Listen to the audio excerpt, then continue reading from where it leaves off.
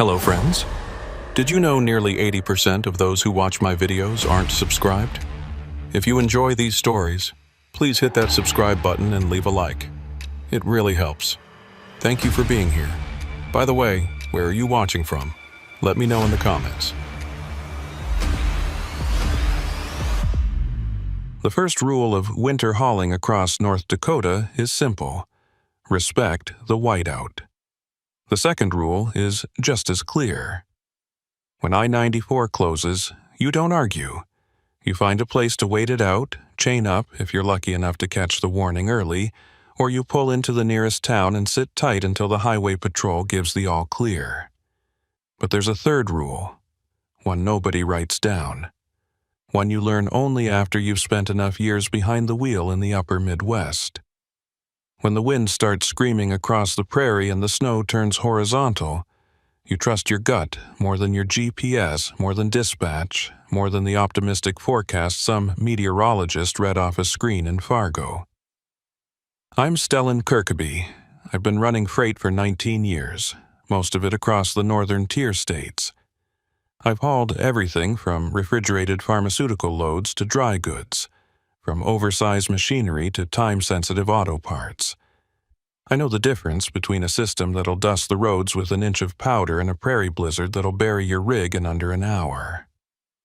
That February night in 2019, I thought I knew which one was coming. I was wrong. The load was standard, nothing unusual. 42,000 pounds of packaged consumer goods out of Bismarck, bound for Minneapolis. The route was I-94 East, the same corridor I'd driven hundreds of times. The weather report that morning called for light snow starting after sunset, accumulation of 2 to 4 inches, winds gusting to 25 miles per hour. Manageable. I'd run through worse. My dispatcher didn't flag any concerns, and the North Dakota DOT hadn't issued any travel alerts when I checked at 4 p.m. I fueled up, checked my airlines, did a full walk-around, and rolled out of the yard just before 5:30 p.m. The sun was already low. The sky that pale gray color that comes before snow. The temperature hovered around 14 degrees, cold enough to keep the pavement dry, cold enough that any moisture would freeze on contact. For the first hour, everything went exactly as expected. Traffic was light, mostly locals heading home from work, a few scattered big rigs like mine pushing east toward the Twin Cities. The snow started just past Steele, fine and powdery, the kind that blows across the highway in wispy curtains. My headlights cut through it easily and the road stayed black and visible. I kept my speed at 60, scanning the shoulders, watching for deer. The CB crackled occasionally with chatter from other drivers, nothing urgent, just the usual check-ins and banter. I had my thermos of coffee wedged into the cup holder, the heater set to a steady warmth, and Merle Haggard playing low on the stereo. It was the kind of night that lulls you into thinking winter driving is just about patience and preparation. Then, around mile marker 287, everything changed.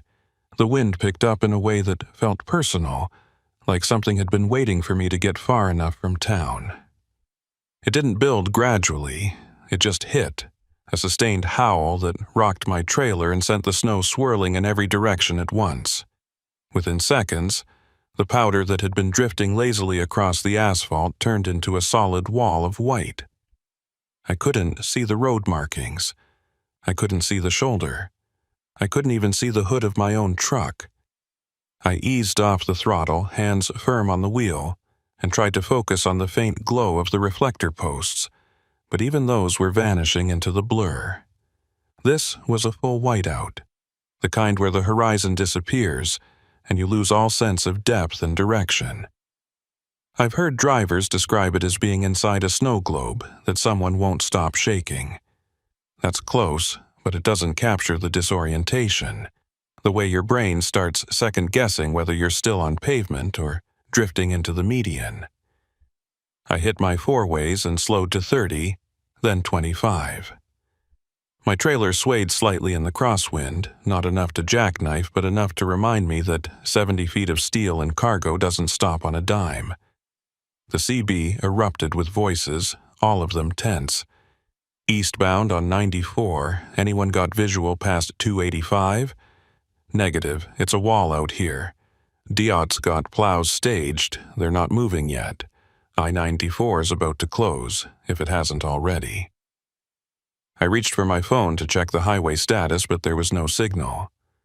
Out here, between towns, cell towers are sparse, and in weather like this, even the towers that exist might as well be decorative. I was on my own, relying on instinct and the faint hope that I'd see taillights ahead or catch a glimpse of the rumble strips before I drifted too far. The truck crept forward, and I counted seconds between breaths, trying to stay calm. That's when I felt it. A faint vibration through the steering wheel, the telltale judder of the rumble strip on the right shoulder. I corrected gently, easing back toward the center, and exhaled. At least I knew where the edge was, but knowing where the edge is doesn't help when you can't see what's ahead. The snow thickened and the wind gusted harder, strong enough that I could feel the whole rig shift slightly with each blast. I dropped to 15 miles per hour, then 10. At that speed, I wasn't making progress. I was just barely moving, trying not to become a stationary obstacle. The CB chatter had gone quiet, which was almost worse than the panicked voices. Silence meant either everyone had found shelter, or they were too focused on survival to talk. I was about to key the mic and ask for a status check when I saw them. Brake lights. 2 sets, maybe 3, glowing faint and red through the white. Relief washed over me. Other drivers, moving slow, probably doing the same thing I was. I eased closer, keeping a safe distance, using them as a reference point. Then the lights stopped moving. They didn't slow gradually, they just stopped, all at once, like someone had hit pause. I touched my brakes, felt the slight grab of the Jake, and brought the rig down to a crawl. The wind shrieked across the cab, and the snow swirled so thick I could barely make out the shapes ahead. I was maybe 50 feet back when I realized what I was looking at. It wasn't just 2 or 3 vehicles, it was a pile-up. The first truck had jackknifed across both lanes, its trailer angled like a wall. Behind it, a car had rear-ended the trailer's side, crumpling its hood into a mess of metal. Another semi had tried to stop and ended up halfway in the median, its tandems buried in snow. And there were more, shapes I couldn't fully see, scattered across the lanes like discarded toys.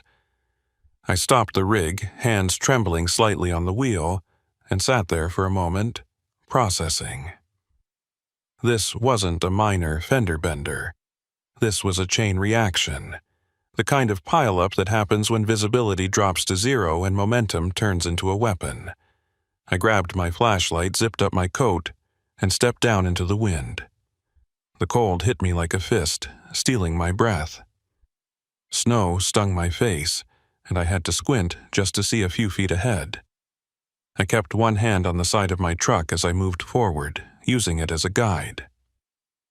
The sound of the wind was overwhelming, a constant roar that drowned out everything else. As I reached the first wrecked semi, I saw movement. A figure emerged from the driver's side, stumbling slightly, hand pressed to his head. Blood seeped between his fingers, dark against the snow. I called out, but my voice was lost in the wind. I moved closer and he saw me, eyes wide and dazed. He tried to say something, but I couldn't hear him. I pointed back toward my truck and motioned for him to follow. He nodded, and we shuffled through the snow together, leaning into the gusts. I got him into my passenger seat, grabbed a first aid kit from behind the seat, and pressed a gauze pad to his forehead. He winced, but didn't pull away. "How many?" I shouted over the wind. He blinked, trying to focus. "How many vehicles?" He held up 4 fingers, then shook his head, uncertain. I nodded, and told him to stay put. I had to check the others. I stepped back out into the blizzard, moving carefully between the wreckage. The second semi was empty. Driver's door open. Snow already piling inside the cab. The car with the crumpled hood had a woman in the driver's seat. Conscious but shaken, I helped her out, guided her back to my truck, and told her to sit tight. The wind was relentless and the cold was starting to seep through my coat. My fingers were numb and my face felt raw. That's when I saw the third semi. It was angled across the median, half hidden by the snow, and something about it felt wrong. The trailer doors were slightly ajar, not wide open, just enough to let the wind rattle them. I approached slowly, flashlight cutting through the white. The air smelled wrong, a faint chemical tang that didn't belong in a blizzard. I pulled one of the doors open wider and shone the light inside. Wooden crates, unmarked, packed tight and secured with heavy straps. No logos, no shipping labels, nothing that indicated what they contained. Just plain wood and the smell of diesel and something else, something acrid and sharp. I stepped back, uneasy. This wasn't standard freight. Standard freight has paperwork, bills of lading, manifests. This looked like someone had gone out of their way to keep it anonymous. I closed the door and turned to head back to my truck when I heard a voice behind me, low and rough. "You didn't see that." I spun around, flashlight raised. A man stood a few feet away, barely visible through the snow. He was tall, broad-shouldered, wearing a heavy coat and a cap pulled low. His face was shadowed, but I could see his eyes, cold and fixed on me. I recognized the look. It wasn't fear, it wasn't concern. It was a warning. "Just checking for injuries," I said, keeping my voice steady. He didn't move. "No injuries here. Move along." I nodded slowly, not breaking eye contact, and started to back away.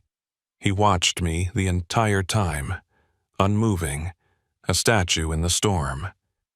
I turned and walked quickly back to my truck, heart pounding. The injured driver and the woman were still inside, huddled together for warmth. I climbed in, shut the door, and locked it. The wind rocked the cab, and the snow piled against the windshield. I grabbed the CB mic, hands shaking, and keyed it. "Any state patrol on I-94 near mile 287? We've got a multi-vehicle pileup, injuries, need assistance." Static. Then a voice, faint and breaking up. "Copy that, eastbound. Units are staged waiting for visibility. Sit tight, do not leave your vehicle." I set the mic down and stared out at the white void. The man was still out there, somewhere in the snow, guarding whatever was in that trailer. And I had just made myself a witness to something I wasn't supposed to see. The wind didn't let up. If anything, it got worse, hammering the side of my truck in waves that made the whole cab shudder. I sat there with the engine idling, the heater blasting, and two strangers pressed against me in a space meant for one. The injured driver had stopped bleeding, but his eyes were glazed, unfocused. The woman from the car kept glancing toward the windshield, watching the snow pile up against the glass like we were being buried alive. Nobody spoke. The only sounds were the howl of the blizzard outside and the steady rumble of the diesel engine beneath us. I kept my hand near the CB mic, waiting for another transmission from the state patrol, but all I got was static and the occasional fragment of a voice too broken to understand. The visibility was zero. I couldn't see the hood ornament on my own truck, let alone the wreckage scattered across the highway behind us. For all I knew, more vehicles were piling in, drivers thinking they could push through, not realizing they were driving straight into a wall of steel and snow. The thought made my stomach turn. I'd seen chain reaction pileups before, but never from the inside, never trapped in the middle with no way out and no idea how many more were coming. The woman finally broke the silence, her voice hoarse and shaky. How long do we wait? I didn't have an answer. The protocol was clear. Stay in your vehicle, keep warm, don't wander into the storm. But protocol assumed help was coming soon, that plows and troopers were already on their way. Out here in a full prairie blizzard soon could mean hours. It could mean morning. I'd heard stories of drivers found frozen in their cabs just a few hundred yards from a truck stop because they tried to walk for help and got turned around in the white. I wasn't about to let that happen. We stay put, I said, keeping my voice firm. Patrol knows we're here. They'll come when it's safe. The injured driver nodded slowly, but I could see doubt in his eyes. He knew, just like I did, that safe was a relative term in weather like this. I checked my fuel gauge, 3/4 full, enough to keep the engine running through the night if we needed it. The last thing I wanted was to shut down and lose heat. Hypothermia could set in fast, especially for the woman, who was dressed in nothing more than a thin jacket and jeans. I grabbed a blanket from the sleeper berth and draped it over her shoulders.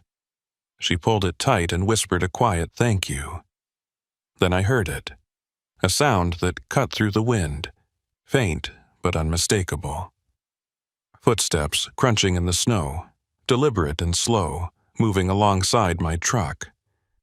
I froze, one hand on the wheel, the other instinctively reaching for the door lock to make sure it was engaged. The woman noticed my reaction and tensed. "What is it?" she whispered. I held up a hand, signaling her to stay quiet. The footsteps stopped near the driver's side door, and for a moment there was nothing but the wind. Then came the knock. 3 solid raps against the metal, loud enough to make all of us jump.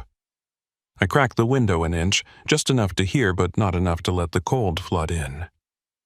"Yeah?" I called out, my voice sharper than I intended. A figure leaned close to the gap, face obscured by a scarf and the brim of a cap crusted with snow. It was the same man from before, the one who'd warned me away from the unmarked trailer. Up close, I could see his eyes, pale blue and unsettlingly calm, like the storm wasn't even touching him. "You called it in," he said. It wasn't a question. "Yeah," I replied, keeping my tone neutral. "Multi-vehicle pileup, injuries, standard procedure." He nodded slowly, his breath misting in the freezing air. "Good, that's good. Just making sure we're all on the same page." There was something in the way he said it, a weight to the words that made it clear this wasn't about gratitude or coordination. This was about control, about making sure I understood my role in whatever was unfolding out there in the snow. I didn't respond, just stared back at him through the narrow gap. He seemed to take my silence as agreement, because he straightened up and stepped back. "Stay warm," he said, almost conversational. "Gonna be a long night." Then he was gone, swallowed by the white. I closed the window and sat back, heart pounding in my chest. The woman looked at me, eyes wide with fear. "Who was that?" I shook my head. "Don't know. Doesn't matter." But it did matter. It mattered a hell of a lot. That man wasn't just another stranded driver. He was watching, making sure I didn't step out of line, didn't ask the wrong questions or make the wrong call. And that meant whatever was in that trailer, it was worth protecting, worth threatening, worth making sure stayed buried under the snow and chaos. The minutes dragged on, each one feeling like an hour. I tried to keep my mind occupied, running through mental checklists, thinking about the route ahead, anything to avoid dwelling on the man outside and the cargo he was guarding. The injured driver had dozed off, his head leaning against the window, and the woman was quiet, staring at her hands. I envied them their ability to shut down, to let exhaustion take over. My mind wouldn't stop racing, turning over every detail, every word, every look. What was in those crates? Drugs? Weapons? Something worse? The CB crackled to life and I grabbed the mic before the voice even finished the first syllable. Eastbound on 94, this is North Dakota State Patrol. Plow crews are mobilizing. ETA 30 minutes. Repeat, 30 minutes. Stay in your vehicles. Do not attempt to clear wreckage. I keyed the mic and responded. Copy that, Patrol. Multiple injuries here at mile 287. 1 head trauma, 1 in shock. We're stable but need medical as soon as possible. The voice on the other end was professional. Clipped. Understood. Ambulance will follow the plows. Sit tight. The transmission ended, and I set the mic down, letting out a breath I didn't realize I'd been holding. 30 minutes, that was manageable. I could keep everyone warm for 30 minutes. I could keep my mouth shut for 30 minutes. But even as I thought it, I knew it wasn't that simple. The man outside wasn't going to just disappear when the plows arrived. He'd be there, blending in with the other drivers, making sure his cargo stayed intact and his secrets stayed buried. And if I said anything, if I so much as hinted at what I'd seen, he'd know. He'd make sure I regretted it. The woman stirred, pulling the blanket tighter. You think they'll really get here in 30 minutes? She asked, her voice small and uncertain. I nodded, more to reassure her than because I believed it. They will. Patrol doesn't make promises they can't keep. It was a lie, and we both knew it. Out here, in the kind of storm that could bury a semi in an hour, promises were just words. But sometimes words were all you had. The wind shifted, and I caught a glimpse of movement through the snow, shapes moving near the wrecked vehicles. At first, I thought it was the man again, making another round to ensure his dominance over the scene. But then I saw more figures, 3, maybe 4, moving with purpose, not the aimless wandering of stranded drivers. They were organized, coordinated, working together. I squinted, trying to make out details through the blizzard, but it was impossible. All I could see were silhouettes, dark against the white, clustered around the unmarked trailer. I reached for the CB again, intending to report what I was seeing, but hesitated. What would I even say? There are people near a trailer. That wasn't a crime. That wasn't even suspicious. Not on the surface. But my gut told me it was wrong. Everything about this was wrong. The unmarked crates, the warning, the figures moving in the storm like they knew exactly what they were doing. I set the mic down and watched, feeling helpless and exposed. Then the lights came. Faint at first, just a glow diffused through the snow, but growing stronger, right ahead and ampli, the unmistakable pulse of emergency vehicles. The plow was out front, a massive beast of a machine with a blade wide enough to clear both lanes, its amber strobes cutting through the white. Behind it, I could make out the shapes of patrol cars and what looked like a fire truck, all moving in a slow, deliberate convoy.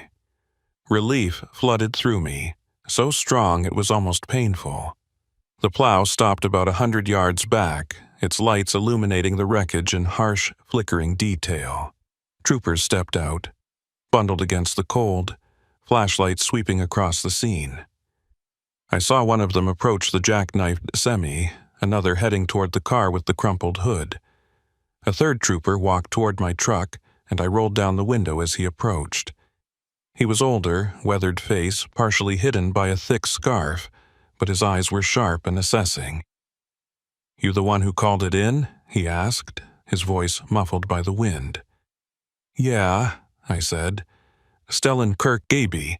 Got 2 people with me, one with a head injury, one in shock. There's more out there, but I couldn't get to all of them. He nodded, making a note on a small pad he pulled from his coat. Ambulance is coming up now. We'll get them sorted. You see how it started? I hesitated, the man's warning echoing in my mind. Whiteout, I said carefully. First truck jackknifed, rest piled in. Couldn't see 5 feet ahead. It was the truth, just not all of it. The trooper studied me for a moment, and I wondered if he could sense I was holding back. But he just nodded again and turned to wave over a pair of paramedics. They got the injured driver out first, strapping him to a gurney and loading him into the back of the ambulance with practiced efficiency. The woman went next, and I handed her the blanket as she climbed down, telling her to keep it. She looked back at me, and for a second I saw gratitude mixed with something else. Fear, maybe. Or recognition that we'd both survived something that could have gone very differently. Then she was gone, and I was alone again. I stepped down from the cab, my legs stiff from sitting, and did a slow walk around the rig. The snow was already piling up against the tires, and I knew I'd need to clear it before I could move. But first, I needed to see. I needed to confirm what I'd glimpsed through the storm. I moved carefully toward the wreckage, staying close to the plow's lights, trying to look like just another driver assessing damage.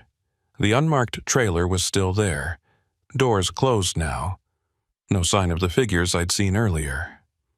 A trooper was standing near it, talking into his radio, his back to me. I got close enough to see the trailer's plate, memorizing the number out of habit more than any real plan. Then I heard a voice behind me, low and familiar. "You're persistent, I'll give you that." I turned slowly.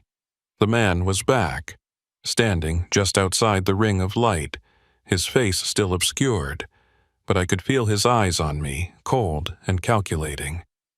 "Just checking my rig," I said evenly, "making sure I can roll when they clear the road."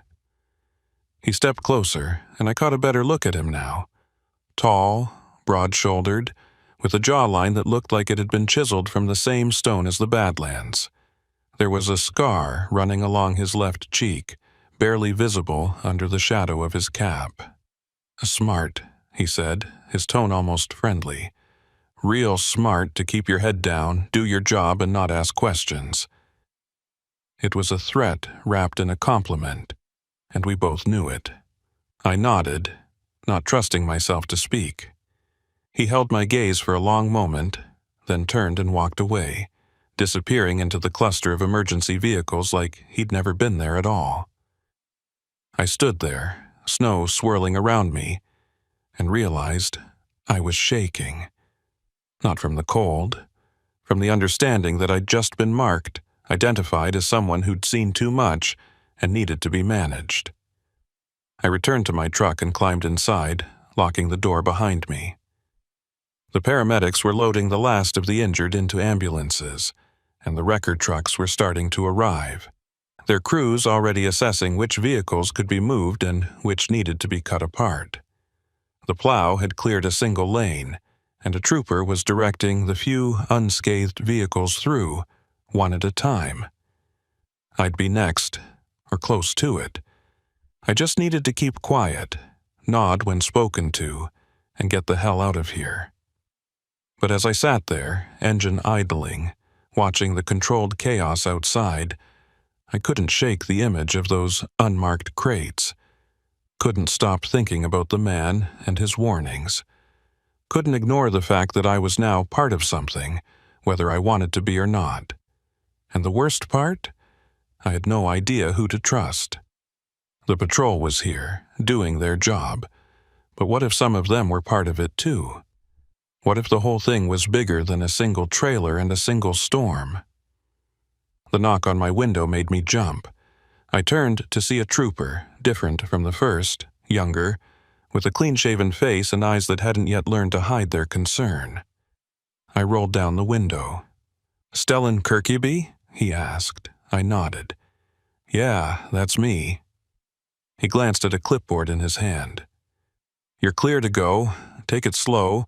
Road's still rough. Stay in the cleared lane and don't stop until you hit the next truck plaza." I thanked him and started to roll up the window, but he stopped me. "Hey," he said, his voice quieter now. "You see anything unusual out here? Anything that didn't sit right?" I froze, the question hanging between us like a trap I wasn't sure how to avoid. His eyes were earnest, searching, and I realized he wasn't asking out of curiosity. He was asking because he suspected something too, but trusting him meant risking everything. If he was clean, maybe I'd get help. If he wasn't, I'd be signing my own death warrant. I made my choice. "Just a bad wreck," I said, my voice steady. "Whiteout, zero visibility. People did what they could."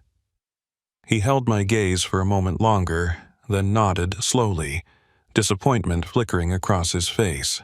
"Right. Drive safe." He stepped back, and I rolled up the window. I put the truck in gear and eased forward, following the trail the plow had carved through the snow. The wreckage fell away behind me, swallowed by the storm, and I focused on the road ahead. But I couldn't stop thinking about the young trooper's question, the way he'd looked at me like he was hoping I'd be brave enough to speak up. Maybe he was one of the good ones. Maybe he could have helped. Or maybe I'd just saved my own life by keeping my mouth shut. Either way, I was rolling now, putting miles between me and the pileup, between me and the man with the scar and the unmarked trailer. But I knew, deep down, that this wasn't over. Not by a long shot. The cleared lane was narrow, barely wide enough for my rig to squeeze through without the trailer tires catching the snowbank on either side. The plow had done what it could, but the storm was relentless, already starting to fill in the path with fresh powder. I kept my speed at 20, maybe 25, eyes locked on the reflector posts that marked the edge of the pavement. The wind buffeted the trailer, making it sway just enough to keep my knuckles white on the wheel. Every few seconds I'd check the mirrors, half expecting to see headlights following me, but there was nothing except the swirling white void. The next truck plaza was supposed to be 30 miles east, a Flying J, just past Valley City. 30 miles felt like 300 in conditions like this. I counted mile markers when I could see them, watching the numbers creep up with agonizing slowness. My mind kept circling back to the pileup, to the unmarked trailer, to the man with the scar and his calm, measured threats. I tried to rationalize it, tried to tell myself it wasn't my problem, that I'd done what I was supposed to do by calling it in and staying safe. But the rationalization felt hollow, like I was lying to myself in the same way I'd lied to that young trooper. The CB came alive again, breaking the oppressive silence. "Eastbound on 94? Anyone near Valley City?" The voice was different this time, older, gravelly, with the kind of weariness that comes from too many years on the road. I hesitated, then keyed the mic. "This is eastbound, about 15 miles out. Roads are rough but passable, you in the area." A pause, then the voice came back. "Yeah, sitting at the Flying J. Got word there was a pileup back west. You come through that?" I considered my answer carefully. "Yeah, came through it. Multi-vehicle, whiteout conditions. Patrol's got it under control now." Another pause, longer this time. When the voice returned, it had a different quality, like the driver was choosing his words with the same caution I was. "They clear the road, or you had to push through wreckage?" It was an odd question, specific in a way that made me uneasy. "Plows cleared a lane," I said, keeping it simple. "Took a while, but they got it done." Static filled the silence that followed, and I waited, unsure if the conversation was over. Then, "You see a gray Peterbilt back there? Older model, flatbed trailer?" My pulse quickened. The unmarked trailer had been on a Peterbilt, I was sure of it, but I wasn't about to confirm that over an open channel where anyone could be listening. "Didn't get a good look at makes and models," I said, my tone deliberately flat. "Visibility was near zero. Sorry." The static returned, and this time it stayed. Whoever had been asking wasn't interested in small talk. They'd been fishing for information, trying to figure out if their cargo or their operation had been compromised. And I'd just told them, in so many words, that I wasn't talking. I set the mic down and flexed my fingers, realizing how tightly I'd been gripping it. The question confirmed what I'd already suspected. This wasn't just about one trailer or one storm. There were more people involved, more layers to whatever was being moved across I-94 under the cover of a blizzard. The lights of the Flying J appeared like a beacon through the snow, the tall sign glowing orange and white against the darkness. I'd never been so relieved to see a truck stop in my life. The lot was maybe half full, rigs parked in haphazard rows, drivers who'd had the sense to pull off before the worst of the storm hit. I found a spot near the back, away from the fuel islands, and backed in carefully. The moment I set the brakes and killed the engine, exhaustion hit me like a physical weight. My shoulders ached, my hands were stiff, and my eyes burned from staring into the snow for hours. But I couldn't rest yet. I needed to think, needed to figure out my next move. I grabbed my phone, hoping for a signal, and was rewarded with 2 bars. It wasn't much, but it was enough. I pulled up the browser and typed in the trailer plate number I'd memorized, not expecting much, but needing to try. The search returned nothing useful, just generic results about vehicle registration databases that required law enforcement credentials to access. I switched tactics and searched for recent news about I-94, looking for any reports of the pileup or unusual cargo seizures. Nothing. It was too soon, and if the people involved had any say in it, there might never be a report. I climbed down from the cab, my boots crunching in the snow, and made my way toward the main building. The wind had died down slightly, but the cold was still brutal, seeping through my coat and biting at my face. Inside, the truck stop was warmly lit and crowded. Drivers clustered around tables with coffee and food, their voices a low murmur of shared experiences and complaints about the weather. I grabbed a cup of coffee from the self-serve station and found an empty booth near the back, where I could watch the door and the parking lot through the wide windows. I'd been sitting there maybe 10 minutes when I noticed him, the man from the pileup, the one with the scar, standing near the fuel desk talking to another driver. He was cleaned up now, the snow brushed off, his cap replaced with a plain baseball hat. But I recognized the build, the way he carried himself with that quiet, dangerous confidence. My first instinct was to get up and leave, to walk out the back and disappear into the lot before he saw me. But I forced myself to stay still, to sip my coffee like I didn't have a care in the world. Running would only draw attention, and attention was the last thing I needed. He didn't look my way, didn't seem to notice me at all. He finished his conversation, clapped the other driver on the shoulder, and walked toward the exit. I watched him through the window as he crossed the lot, heading toward a dark pickup truck parked near the entrance. He climbed in, and the truck pulled out, headlights cutting through the snow as it turned toward the westbound ramp. Back toward the pileup. Back toward whatever mess he was cleaning up. I let out a breath I didn't realize I'd been holding and pulled out my phone again. This time, I opened the messaging app and typed out a quick note to my dispatcher. Caught in pileup on I-94 near mile 287. Delayed but safe. Will update ETA in AM. I hit send and watched the message sit there, the little indicator spinning as it tried to push through the weak signal. After a few seconds, it went through, and I pocketed the phone. At least someone knew where I was, even if they didn't know the full story. I was about to head back to my truck when a voice behind me said, "Mind if I sit?"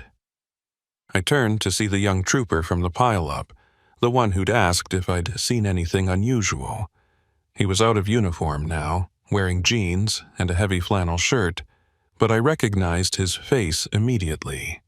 He looked tired, the kind of bone-deep exhaustion that comes from working a scene like that in sub-zero temperatures. I gestured to the seat across from me, and he slid into the booth, setting a cup of coffee on the table. "Didn't expect to see you here," I said carefully. He gave a faint smile, though it didn't reach his eyes. "Could say the same. Thought you'd be halfway to Minneapolis by now." I shrugged. Storm slowed me down. Figured it was safer to wait it out. He nodded, stirring sugar into his coffee with a small wooden stick. For a moment, neither of us spoke. Then he said, "I'm Halvor Thorson. State Patrol, but I guess you figured that." I introduced myself, and we shook hands across the table. His grip was firm, his palm rough with calluses. "You handled yourself well back there," he said, his voice low enough that it wouldn't carry to the nearby tables. "Kept people calm, called it in quick. That probably saved lives." I didn't know how to respond to that, so I just nodded. He took a sip of his coffee, and I could see him working up to something, weighing his words. Finally, he said, "That trailer, the gray Peterbilt with the unmarked cargo. You got a good look at it?" I felt my chest tighten. This was the moment I'd been dreading, the question I'd been avoiding since I'd rolled away from the wreckage. I could lie again, stick to the script I'd already committed to. Or I could trust him, take the risk that he was one of the good ones. "I saw it," I said quietly. "Saw the crates inside. No labels, no markings, just wood and straps." Halvor's jaw tightened, and he glanced toward the window, checking to see if anyone was watching us. "You talk to anyone about it? Call it in?" I shook my head. Guy came up to me, told me to forget what I saw, made it real clear that asking questions wasn't in my best interest. Halvor cursed under his breath, his fingers drumming against the side of his coffee cup. "Yeah, that tracks. We've been hearing rumors for months now, shipments moving through the state, always during storms, always on routes that get shut down or delayed. By the time we get there, the cargo's clean or it's gone." "You think tonight was part of it?" I asked. He nodded. "I know it was. That pileup, it wasn't an accident. Someone staged it, used the whiteout as cover to move something they didn't want seen. And when things went sideways, they adapted. Got their people in place, made sure the right trailer disappeared before anyone could inspect it too closely." I felt a chill that had nothing to do with the weather. "You're saying they caused the pileup on purpose?" Halvor leaned back, rubbing his eyes. "Not directly, but they knew the storm was coming, knew the roads would be a mess. They probably had a rig ready to jackknife, create a bottleneck. Then they move their cargo through while everyone's distracted." "That's insane," I said, though even as I said it, I knew it wasn't. I'd seen the organization, the coordination, the way that man had moved through the chaos like he owned it.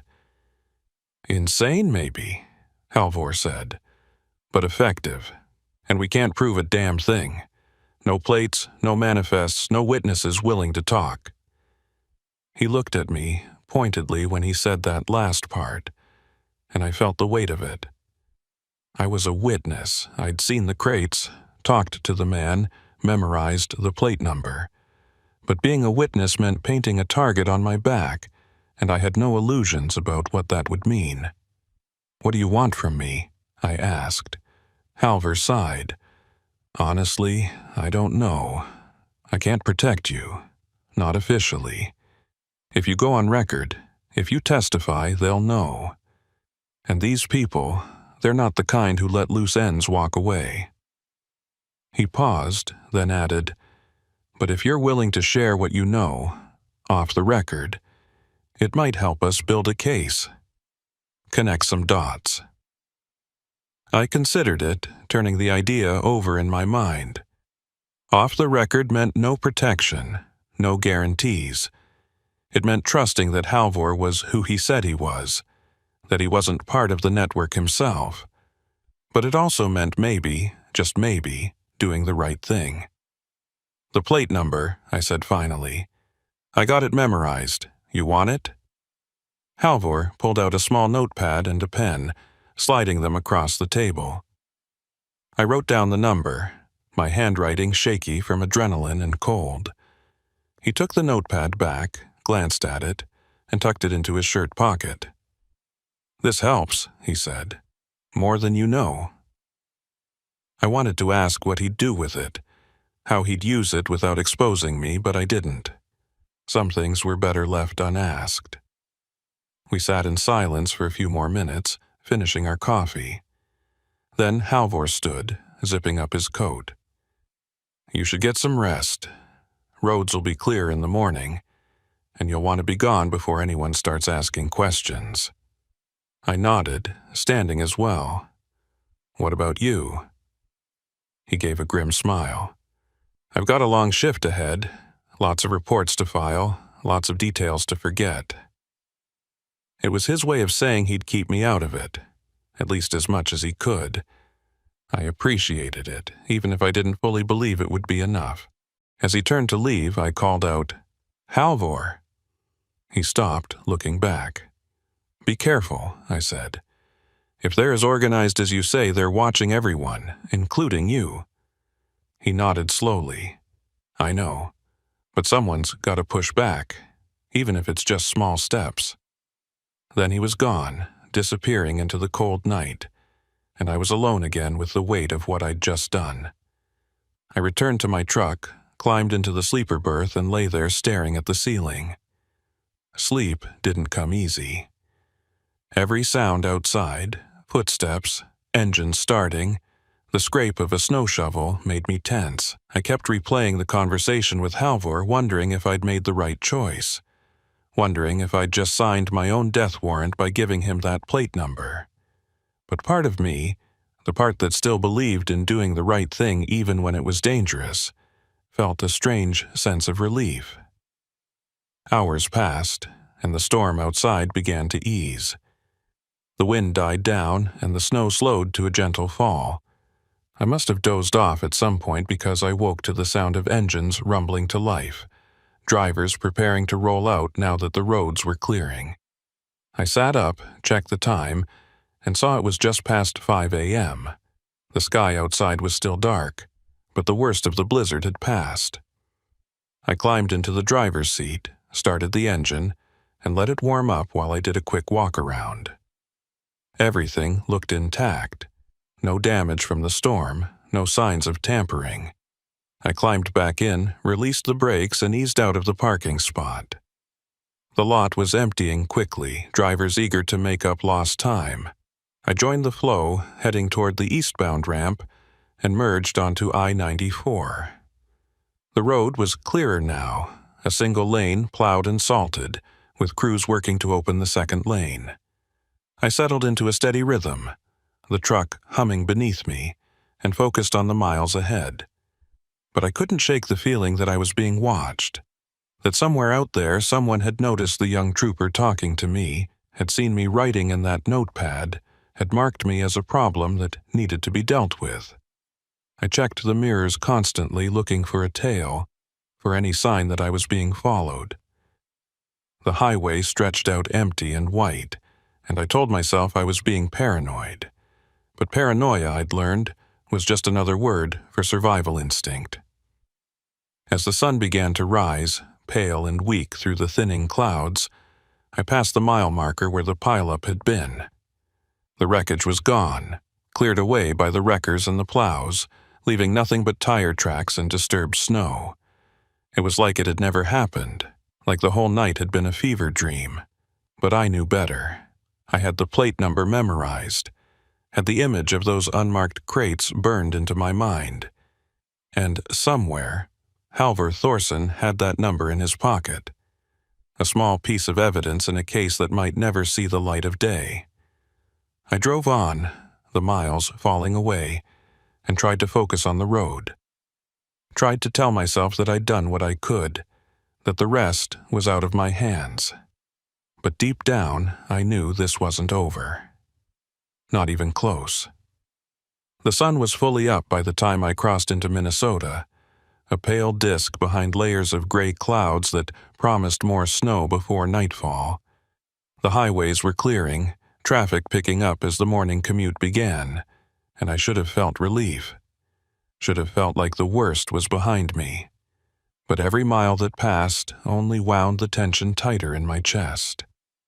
I kept checking the mirrors, watching for vehicles that stayed too close for too long, for patterns that didn't fit the normal flow of highway traffic.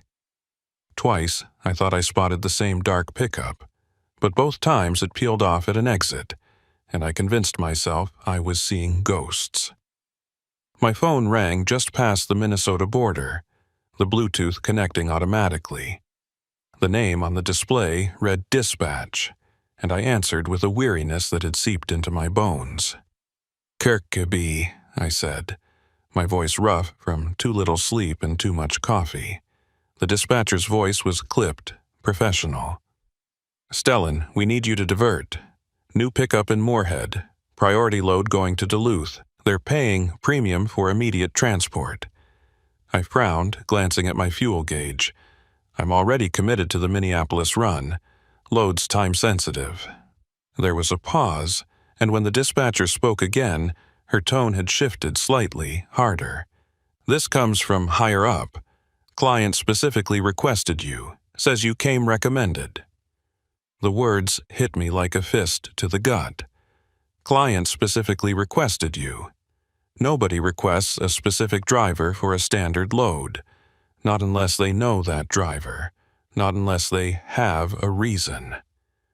I felt the hairs on the back of my neck stand up. "Who's the client?" I asked, trying to keep my voice steady. Another pause. "Doesn't say.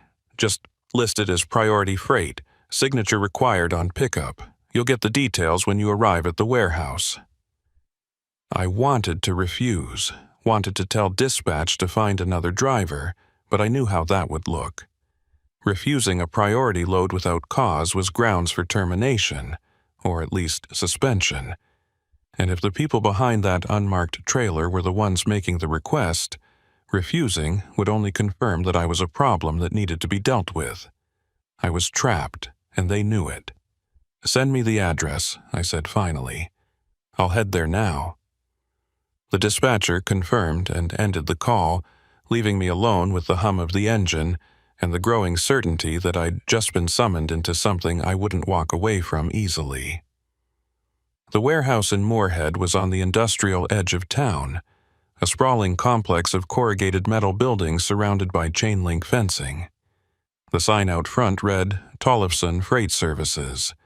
The letters faded and weathered. I pulled up to the gate, and a guard stepped out of a small booth, clipboard in hand.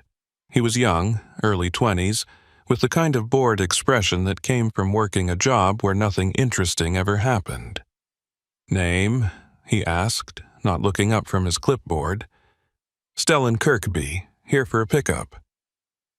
He scanned the list, found my name, and waved me through without another word. I drove slowly through the lot, past rows of trailers in various states of loading and repair, until I reached the main building. A bay door was open, and I could see figures moving inside, silhouettes against the harsh fluorescent lighting. I backed up to the dock, set the brakes, and climbed down, my hand instinctively checking that my phone was in my pocket, though I had no illusion that it would help if things went sideways. A man emerged from the building, older, maybe late 50s, with a thick build and a face that looked like it had been carved from the same unforgiving prairie stone as the landscape.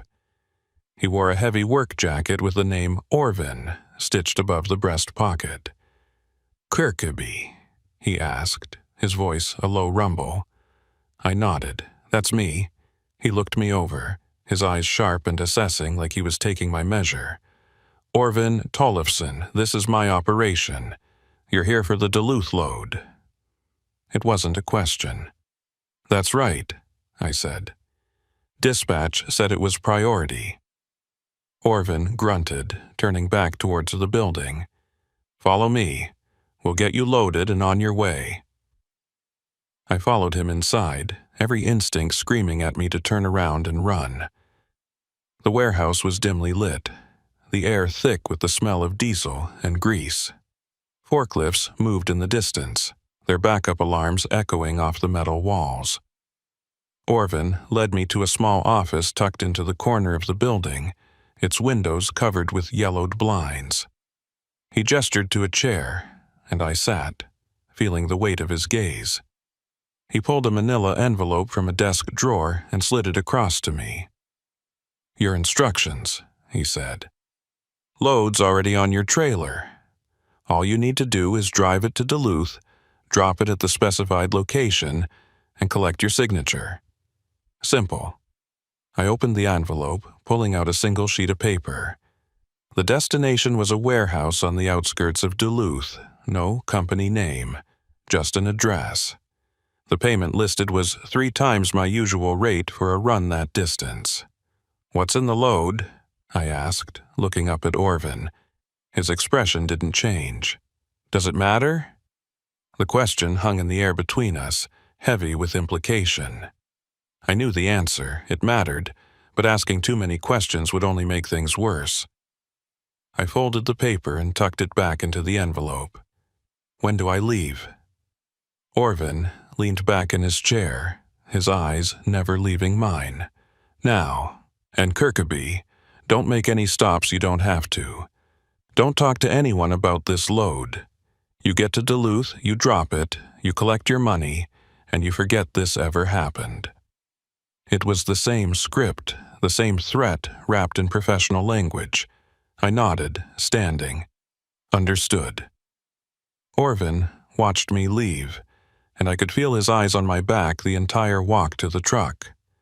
I climbed into the cab, started the engine, and pulled away from the dock, my heart pounding. As I drove through the gate and back onto the main road, I glanced in the mirror and saw Orvin standing in the warehouse doorway, phone pressed to his ear.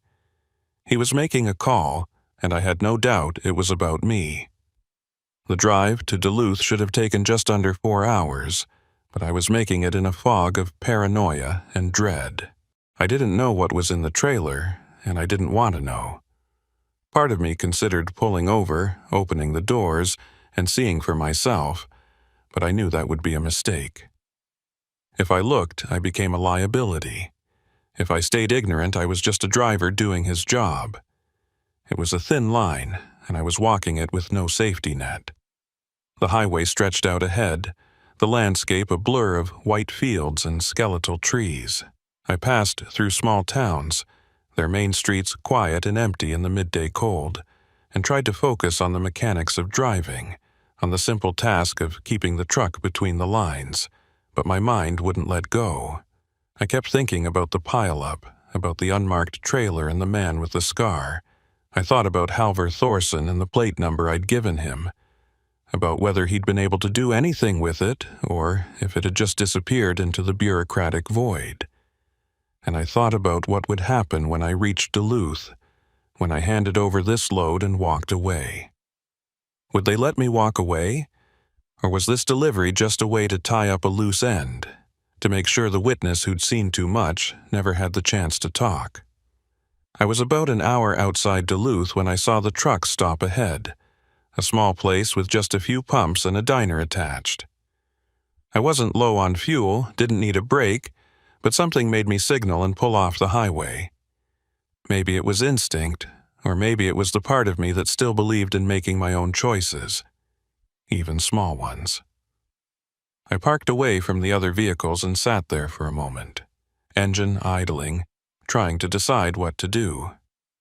Then I saw it, a state patrol car parked near the diner, its occupant visible through the window, sipping coffee. I don't know what made me do it. Maybe desperation, maybe a last shred of hope that someone could help. I climbed down from the cab and walked toward the diner, the cold biting at my face. Inside, the trooper looked up as I entered, and I recognized him immediately. It was Halvor Thorson. For a moment, we just stared at each other, both of us processing the impossibility of the coincidence. Then he gestured to the seat across from him, and I sat, my hands shaking slightly as I pulled off my gloves. "What are you doing here?" I asked, my voice low. Halvor glanced around the diner, making sure we weren't being overheard. "Could ask you the same thing. Thought you'd be in Minneapolis by now." I shook my head. "Got diverted. New load, Moorhead to Duluth. They requested me specifically." His jaw tightened, and I saw the realization dawn in his eyes. Tollefson Freight? I nodded. How'd you know? Halvor leaned back, rubbing his face. Because I've been tracking them. That plate number you gave me? It's registered to Tollefson, or at least it was until it disappeared from the system 2 days ago. Orvin Tollefson runs a network, moves contraband across state lines using legitimate freight as cover. We've been building a case for months. And you didn't think to warn me? I said, anger flaring. Halvor met my gaze, and I saw something in his eyes that looked like regret. I didn't know they'd pull you in. I thought you'd be clear, that you'd delivered your load and moved on. But if they requested you specifically, it means they know. They know you talked to me or they suspect it. The words hit me like a physical blow. So what do I do? Halvor was quiet for a moment, thinking. Then he said, You deliver the load, you do exactly what they told you to do. But when you get to Duluth, you call me. I'll have a unit standing by and we'll move in as soon as you're clear. And if they don't let me leave? I asked. Halvor's expression was grim. Then you make sure you're in a public place, somewhere with witnesses. Don't go anywhere isolated. Don't let them separate you from your truck. It wasn't much of a plan, but it was all I had. I nodded, standing. I'll call you. Halvor reached across the table, gripping my arm. Stellan, be careful. These people, they don't leave loose ends. You've already seen too much, and they know it. I pulled my arm free and walked out of the diner, the cold hitting me again as I crossed the lot to my truck. I climbed in, started the engine, and pulled back onto the highway, the weight of what was coming pressing down on me. The rest of the drive passed in a blur. I barely registered the towns I drove through, the other vehicles on the road. My focus had narrowed to a single point. Get to Duluth, drop the load, and get out alive. The address Orvin had given me led to a warehouse district on the north edge of the city, a cluster of aging buildings surrounded by empty lots and chain-link fences. I found the right building, a nondescript structure with no signage, and backed up to the loading dock as instructed. I set the brakes, grabbed my phone, and sent a quick text to Halvor. At the location, moving in now, I climbed down and approached the bay door, which was already open. A figure stepped out of the shadows, and my blood ran cold. It was the man with the scar, the one from the pile-up. He looked at me with that same calm, dangerous expression, and I knew in that moment that this had always been the endgame. Kirkeby, he said, his voice almost friendly. Right on time. I forced myself to stay calm, to not let the fear show. Where do you want me to drop the trailer? He gestured to the dock. Right there's fine. My crew will unload. You just need to sign off on the delivery. I moved to unhitch the trailer, my hands working on autopilot while my mind raced. He watched me the entire time, and I could feel the threat radiating off him like heat. When the trailer was free, I climbed back into the cab and pulled forward, giving his crew room to work. I parked and stepped down again, clipboard in hand, the delivery sheet clipped to it. The man with the scar took it, scanned the information, and pulled out a pen. He signed with a flourish and handed it back to me. There you go, all done. I took the clipboard, ready to get back in my truck and drive away as fast as the law would allow. But then he said, You know, Stellan, you should have kept your mouth shut. I froze, my hand on the door handle. I don't know what you're talking about. He smiled, and it was the coldest thing I'd ever seen. Sure you do. You talked to that trooper. Gave him information you shouldn't have. That makes you a problem. I turned slowly, facing him. I was just trying to help people at the pile-up, that's all. He shook his head. No, you were trying to be a hero. And heroes, they tend to have short careers in this line of work. I saw the movement out of the corner of my eye, another figure emerging from the warehouse, and I knew I was out of time. I did the only thing I could think of. I yanked open the cab door, threw myself inside, and hit the locks. The engine was still running, and I jammed it into gear, tires spinning on the icy pavement as I floored it. I heard shouting behind me, saw the man with the scar running toward a vehicle, but I didn't look back. I just drove, blowing through a stop sign and hitting the main road at speed. My phone rang, and I answered without looking. "Halvor, they made me. They know I talked. I'm heading south on—" The line went dead. I glanced at the screen and saw no signal. I cursed, tossing the phone onto the passenger seat and focused on driving. I needed to get to a public place, somewhere with people and lights and witnesses.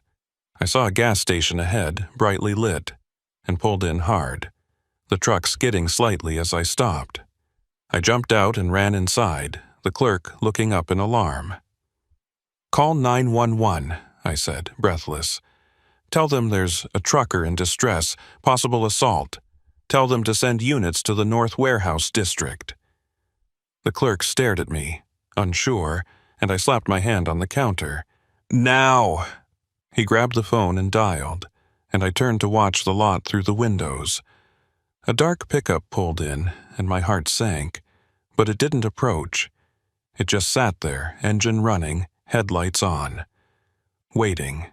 Minutes passed, each one stretching into eternity. Then I heard the sirens, faint at first but growing louder. 2 patrol cars pulled into the lot, lights flashing, and I felt a rush of relief so strong it nearly brought me to my knees. The officers approached, and I explained everything. The pileup, the unmarked cargo, the threats, the delivery. They listened, took notes, and radioed for backup.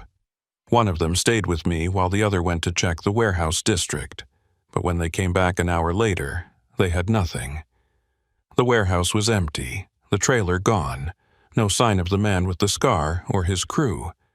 It was like they'd vanished into the snow, taking all the evidence with them. The officer looked at me with a mixture of sympathy and frustration. "We'll file a report, Mr. Kirkeby, but without physical evidence, without witnesses, there's not much we can do." I nodded, numb. I'd expected it, but it still stung. They let me go eventually, and I climbed back into my truck, exhausted and hollow. I drove to a truck stop on the edge of Duluth, parked in the most crowded section I could find, and just sat there. My phone buzzed.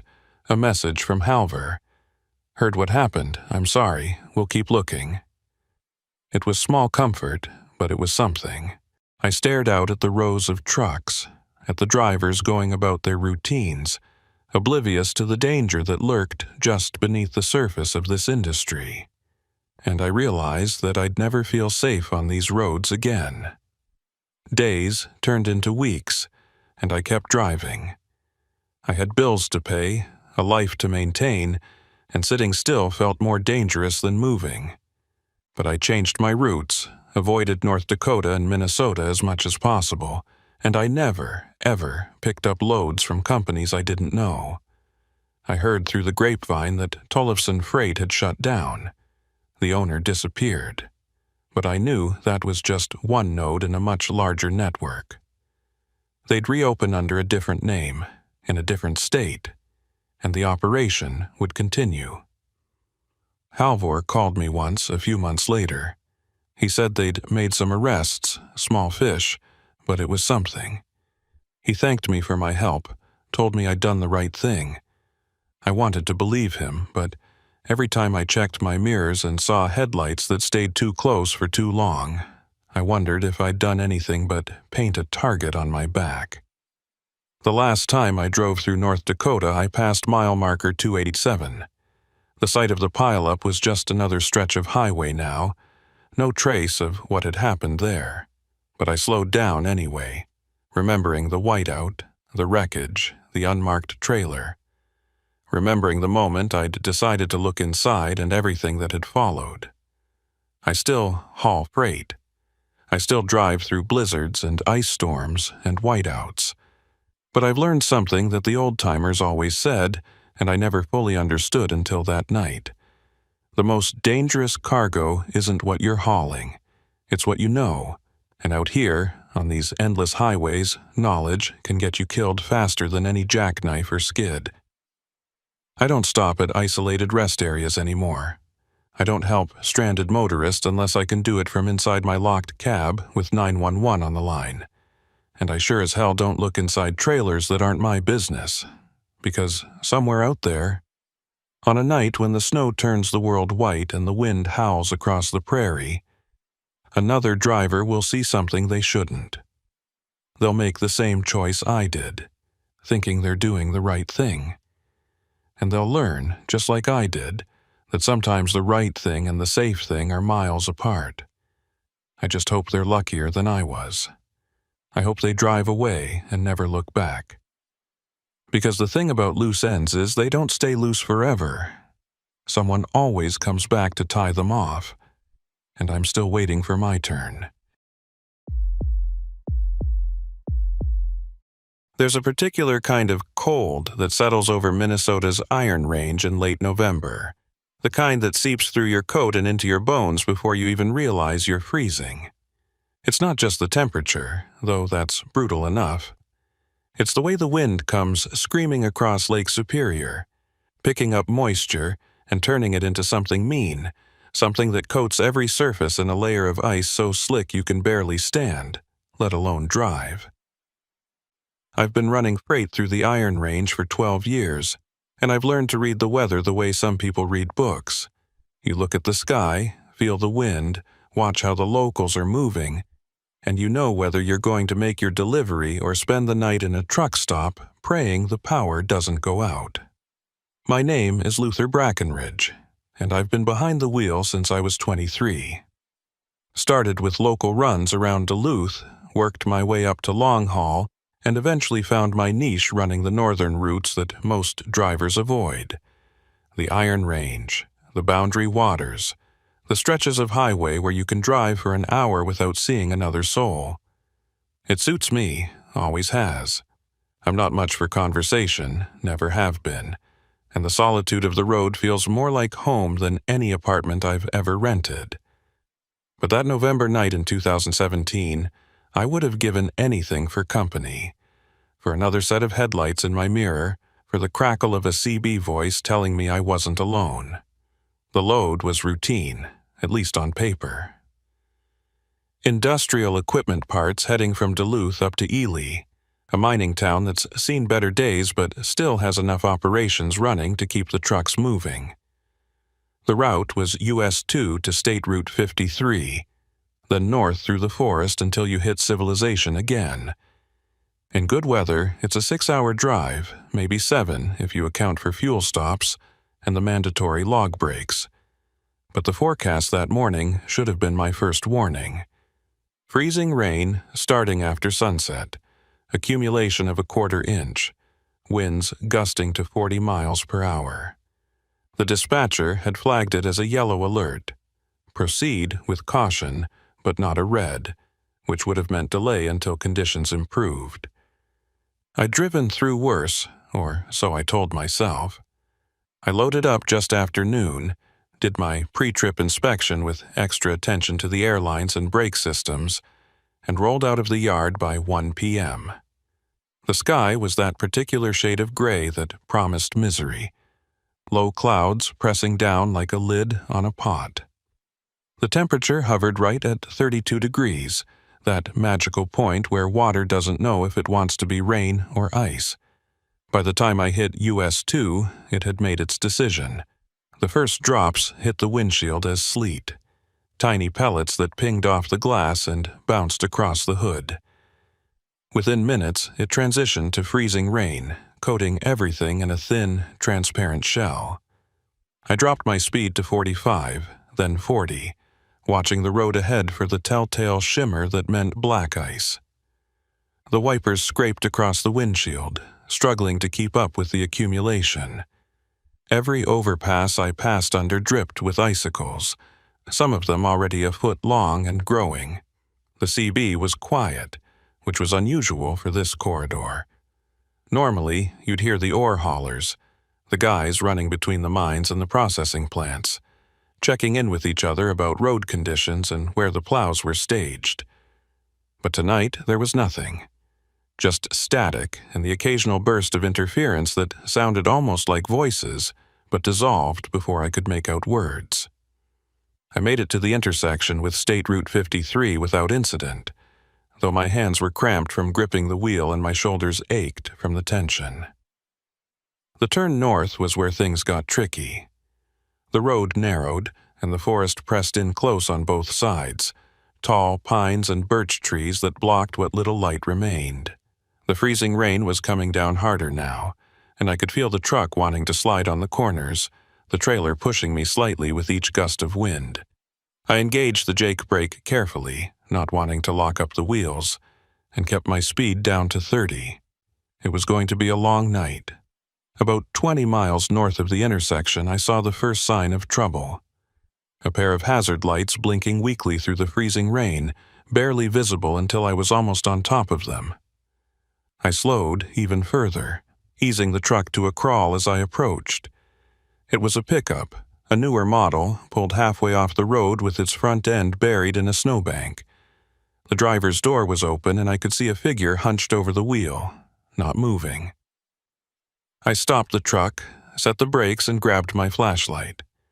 Protocol says you don't stop for stranded motorists in conditions like this, not unless you can do it safely, and not unless you know what you're getting into. But something about the stillness of that figure made me uneasy. I climbed down carefully, the soles of my boots immediately slipping on the ice-coated pavement. I caught myself on the grab handle and moved slowly toward the pickup, one hand on the truck for balance. "Hey!" I called out, my voice nearly lost in the wind. "You okay?" No response. I got closer, shining the flashlight through the open door. The driver was a woman, maybe mid-40s, slumped forward with her head resting on the steering wheel. Her breath fogged the air in short, shallow bursts. She was alive, but something was wrong. I reached in and touched her shoulder gently. "Ma'am, can you hear me?" She stirred, lifting her head slightly, and I saw her eyes. Glassy, unfocused, the pupils dilated. "Cold," she mumbled, her voice thick and slurred. "So cold. Hypothermia, or close to it." Her skin was pale, almost bluish, and when I touched her hand, it was ice. I needed to get her warm, and fast. "Can you walk?" I asked. She nodded weakly, and I helped her out of the pickup, supporting her weight as we made our way back to my truck. The ice made every step a gamble, and twice I nearly went down, but I managed to get her to the passenger side and lift her into the cab. I cranked the heat up as high as it would go and grabbed a blanket from the sleeper, wrapping it around her shoulders. "What happened?" I asked, once I was sure she wasn't going to pass out. She blinked slowly, trying to focus. Hit ice. Spun out. Tried to call for help, but no signal. She held up her phone, the screen dark. Battery died. I checked my own phone and saw the same thing, no signal. We were in a dead zone, a stretch of highway where the towers were too far apart, and the terrain blocked what little coverage existed. I keyed the CB mic, hoping for a response. "This is southbound on Route 53, mile marker 142. Got a stranded motorist, possible hypothermia. Anyone out there?" Static. I tried again, adjusting the squelch, but got nothing. The woman was shivering now, a good sign that her body was trying to warm itself. I handed her my thermos of coffee, and she took it with trembling hands, sipping slowly. "Thank you," she whispered. "I thought I was going to die out there." I nodded, glancing out the windshield. The freezing rain was relentless, and the ice was building up on the mirrors and windshield faster than the defroster could keep up. We couldn't stay here, not in the middle of the highway, but moving meant risking another slide, another wreck. I was weighing my options when I saw the lights. They appeared through the trees, faint and yellowish, not the white of headlights but something softer, like lanterns or floodlights. They were off to the east, maybe a quarter-mile into the forest. I squinted, trying to make sense of it. There shouldn't be anything out there. No houses, no cabins, nothing but trees and old mining roads. "You see that?" I asked the woman. She followed my gaze and nodded. "What is it?" I didn't know, but it was the first sign of civilization I'd seen in miles, and right now, I needed help. I made a decision. "Stay here, keep warm, I'm going to check it out." She grabbed my arm, her grip surprisingly strong. "Don't leave me." I gently pried her fingers loose. "I'll be back, I promise. But if that's a work camp or a ranger station, they might have a radio, maybe even a medic. Just stay put and keep the doors locked." I climbed back down into the freezing rain, this time with my flashlight and a flare gun I kept in the emergency kit. The walk to the lights was treacherous, the forest floor coated in ice and hidden beneath a layer of slush. Branches snapped under the weight of the ice, crashing down around me with sounds like gunshots. I kept my eyes on the lights, using them as a beacon. As I got closer, I could make out shapes. Buildings, low and utilitarian, made of corrugated metal. There were 3 of them, arranged in a rough triangle around a central yard. Heavy equipment sat idle, covered in ice. A bulldozer, a backhoe, something that looked like a drill rig. This was a work site, maybe a mining survey or a logging operation. The lights were floodlights mounted on poles, running off a generator that I could hear rumbling somewhere in the background. I approached the nearest building, a long structure that looked like it might be an office or a bunkhouse, and knocked on the metal door. The sound echoed, but there was no response. I tried the handle and found it unlocked. The door swung open, and I stepped inside, shaking the ice off my coat. The interior was dim, lit by a single overhead bulb. It was warmer than outside, but not by much. The space was set up like a supply depot. Shelves lined with equipment, tools, crates of what looked like blasting caps and coils of wire. A desk sat in the corner with a 2-way radio on it, and I felt a surge of relief. I crossed to the desk and picked up the handset, but the radio was dead, the power light dark. I checked the cord and found it unplugged. I plugged it back in, and the radio crackled to life. I keyed the mic. "This is a traveler on State Route 53, requesting assistance. I have a stranded motorist with possible hypothermia. Anyone copy?" Static, then a voice, rough and irritated. "Who the hell is this? You're on a private channel." I was taken aback, but pressed on. "Sorry, didn't mean to intrude. I'm a trucker, stuck in the ice storm. Found this work site and thought I could use the radio to call for help." There was a pause. Then the voice came back, calmer, but still edged with suspicion. "Work site's closed. You shouldn't be there." I looked around the room, at the equipment and supplies. "Well, I'm here now, and I need help. Can you contact someone? Maybe the county sheriff or a road crew?" Another pause, longer this time. "Stay put, someone's coming." The transmission ended, and I set the handset down, uneasy. Something about the conversation felt wrong, but I couldn't put my finger on it. I turned to leave and nearly jumped out of my skin. A man stood in the doorway, silhouetted against the floodlights outside. He was tall, broad-shouldered, wearing a heavy parka and a knit cap pulled low. I couldn't see his face clearly, but I could feel his eyes on me. "You the one on the radio?" he asked, his voice low and even. I nodded.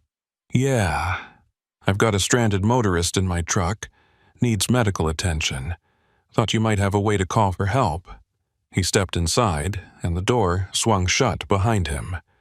Up close, I could see his face now, weathered and hard, with a thick beard dusted with ice.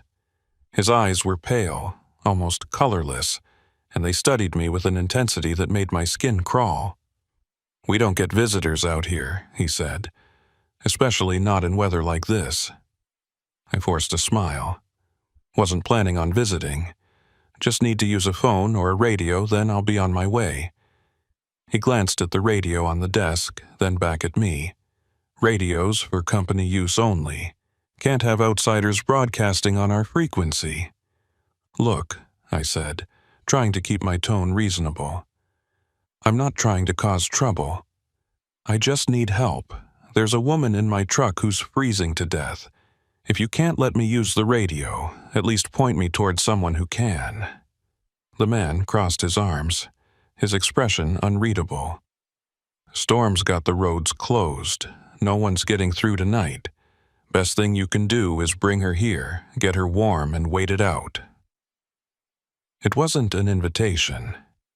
It was a directive. And the way he said it, the weight behind the words, made it clear that refusing wasn't an option. I nodded slowly. "All right, I'll go get her." He stepped aside, letting me pass, and I walked back out into the freezing rain. The walk back to the truck felt longer, the ice more treacherous. My mind was racing. Something about that man, about the work site, felt off. The equipment, the supplies, the way he'd reacted to me being there.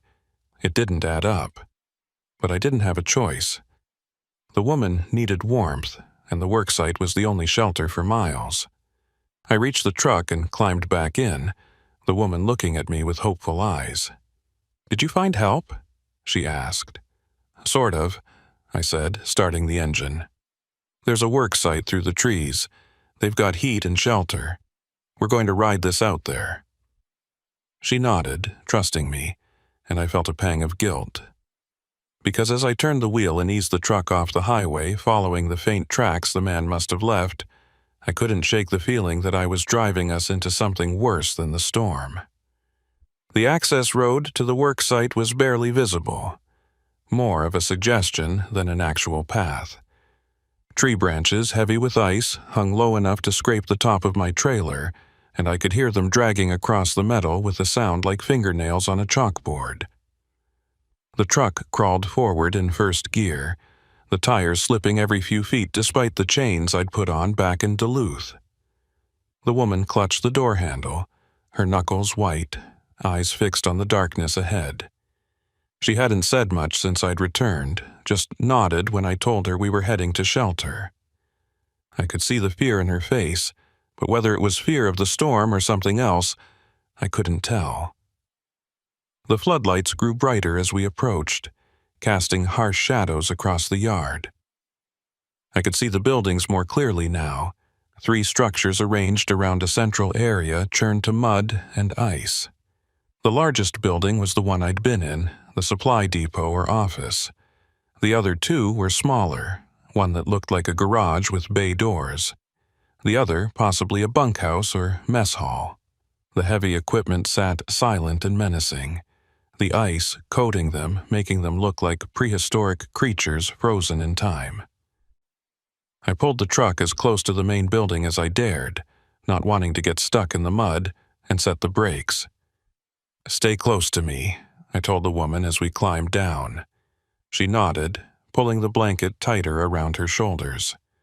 The cold hit us immediately, the wind cutting through our clothes like it had a personal grudge. We hurried toward the building, and the door swung open before we reached it.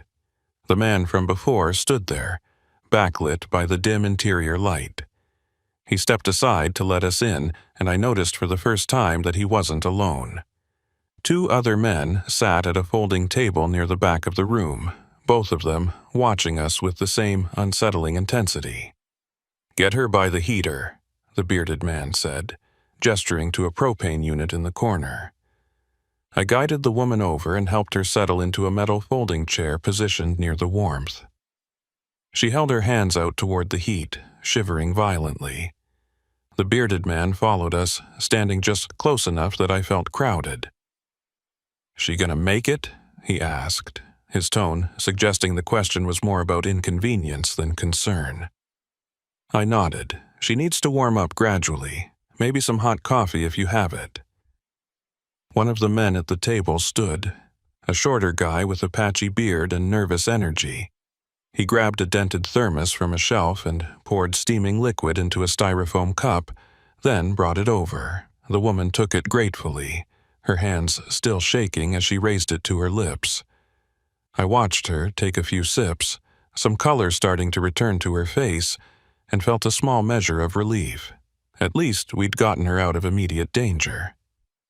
But that relief was short-lived, as I looked around the room and really started to take in the details I'd missed before. The equipment on the shelves wasn't just mining gear. There were chains, not the tire chains you'd use on a truck, but heavy-duty lengths of chain with hooks and clasps. There were fuel canisters, dozens of them, lined up against one wall. And in the corner, partially hidden under a tarp, I could see what looked like oxygen tanks and cutting torches. It was the kind of setup you'd use for salvage work, or maybe something less legitimate. The men at the table were watching me now, and I could feel their eyes tracking every movement I made. "You boys mining out here?" I asked, trying to sound casual. The bearded man, who seemed to be in charge, shook his head. "Survey work, checking old claims, seeing what's worth reopening." It was a reasonable answer, the kind of thing that happened all the time in the Iron Range. But something about the way he said it felt rehearsed, like he'd given that explanation before and knew exactly how to make it sound believable. I nodded, not pushing. "Must be rough out here in winter." He shrugged. "We manage. Storms got us shut down for the night, but we'll be back at it once the road's clear." The shorter man had returned to the table, and I noticed him exchanging a glance with the third man, who hadn't moved or spoken yet. The third guy was older, maybe late 50s, with a lean face and eyes that looked like they'd seen things he'd rather forget. He wore a heavy canvas coat with the collar turned up, and his hands rested on the table, fingers drumming a slow, rhythmic pattern that set my nerves on edge. "How long you think this storm's gonna last?" I asked, directing the question to no one in particular. The bearded man considered it. "Radio says it'll blow through by morning. Roads should be passable by noon, assuming the county gets their plows out." I glanced at the radio on the desk, remembering how he'd reacted when I'd used it. "You got through to the county?" He shook his head. "That radio's company frequency. We don't use it for outside calls." It was the same line he'd given me before, and it still didn't sit right. The woman had stopped shivering, her breathing more regular now. She looked at me, and I saw a question in her eyes. I gave her a small nod, trying to reassure her that everything was fine, even though I wasn't sure I believed it myself. The bearded man noticed the exchange and moved closer to her. "You got a name?" he asked. She hesitated, then said quietly, "Sarah." He nodded. "I'm Ephraim Lindholm. I run this operation." He gestured to the other two men. "That's Dale, and the quiet one's Marcus."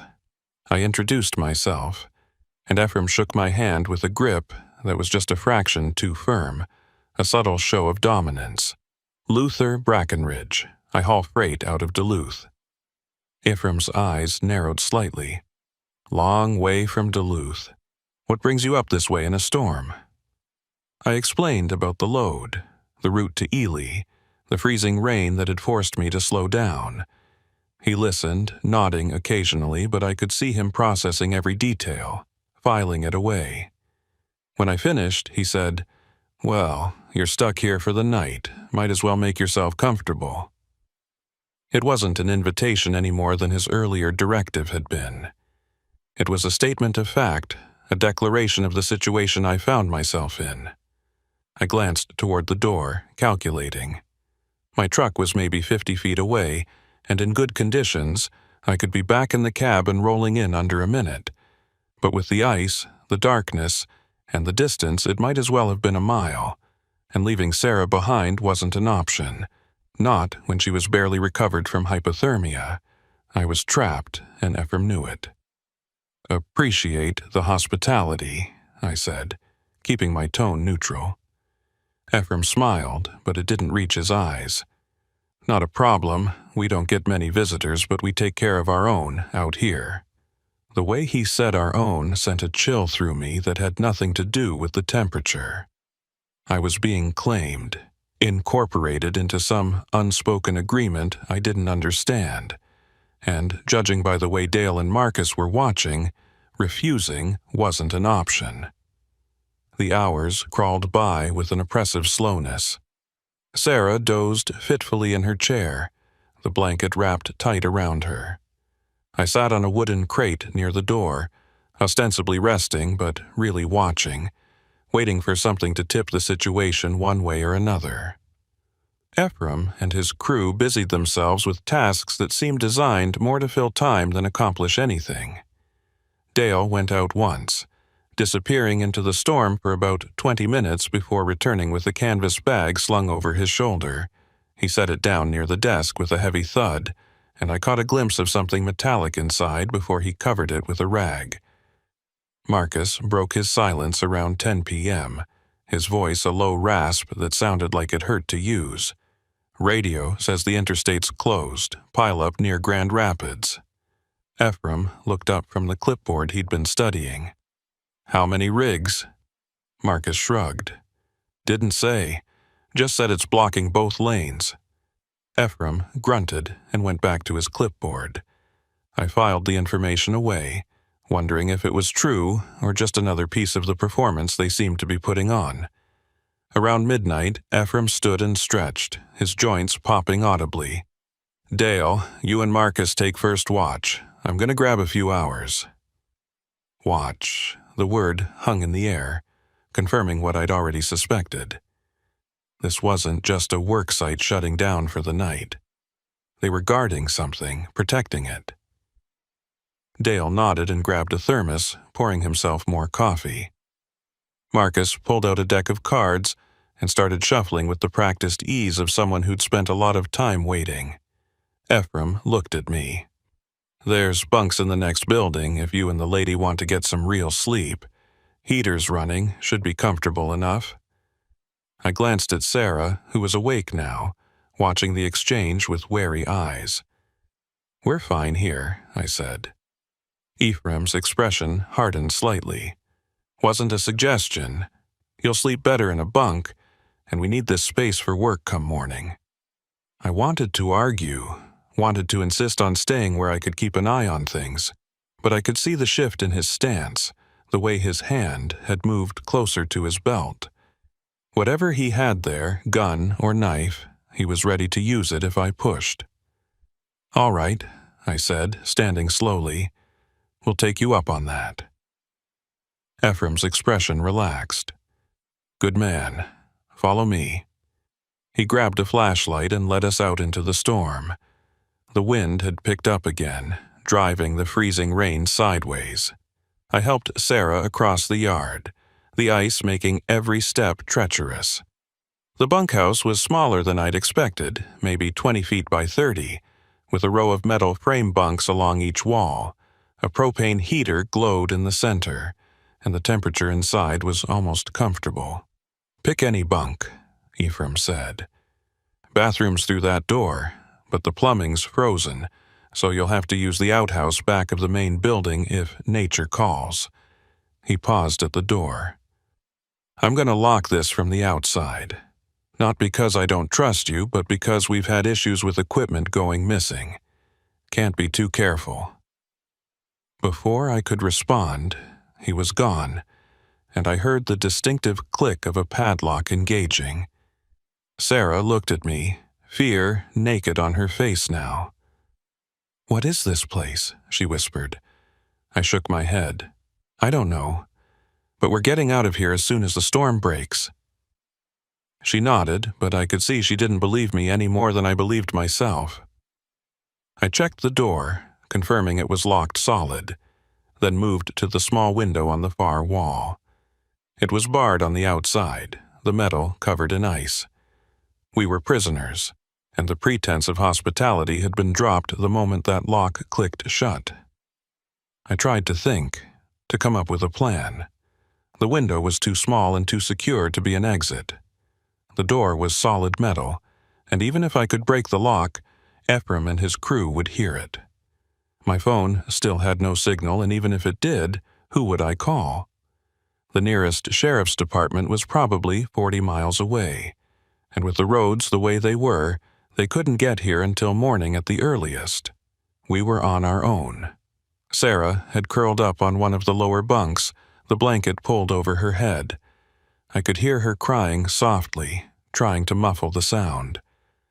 I wanted to comfort her, to tell her everything would be okay, but the words felt hollow. Instead, I sat on the bunk across from her and tried to piece together what I'd seen. The equipment, the chains, the fuel canisters, the way Ephraim had reacted to me using the radio, the watch rotation. It all pointed to something illegal, something they were protecting. And then it clicked. The canvas bag Dale had brought in. The weight of it, the metallic glimpse I'd caught. They weren't just surveying old mining claims. They were salvaging, stripping equipment from abandoned sites, maybe even active ones. Fuel, chains, cutting torches. It was everything you'd need to dismantle machinery and haul it out. And in a storm like this, with the roads shut down and the authorities focused on the weather, it was the perfect time to move stolen goods without being noticed. I stood and moved to the window again, peering out into the darkness.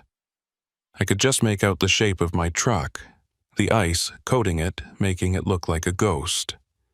Beyond it, I saw movement near the garage, figures loading something onto a trailer hitched to a heavy-duty pickup. They were working fast, organized, and I realized this was their operation. The storm wasn't shutting them down, it was giving them cover.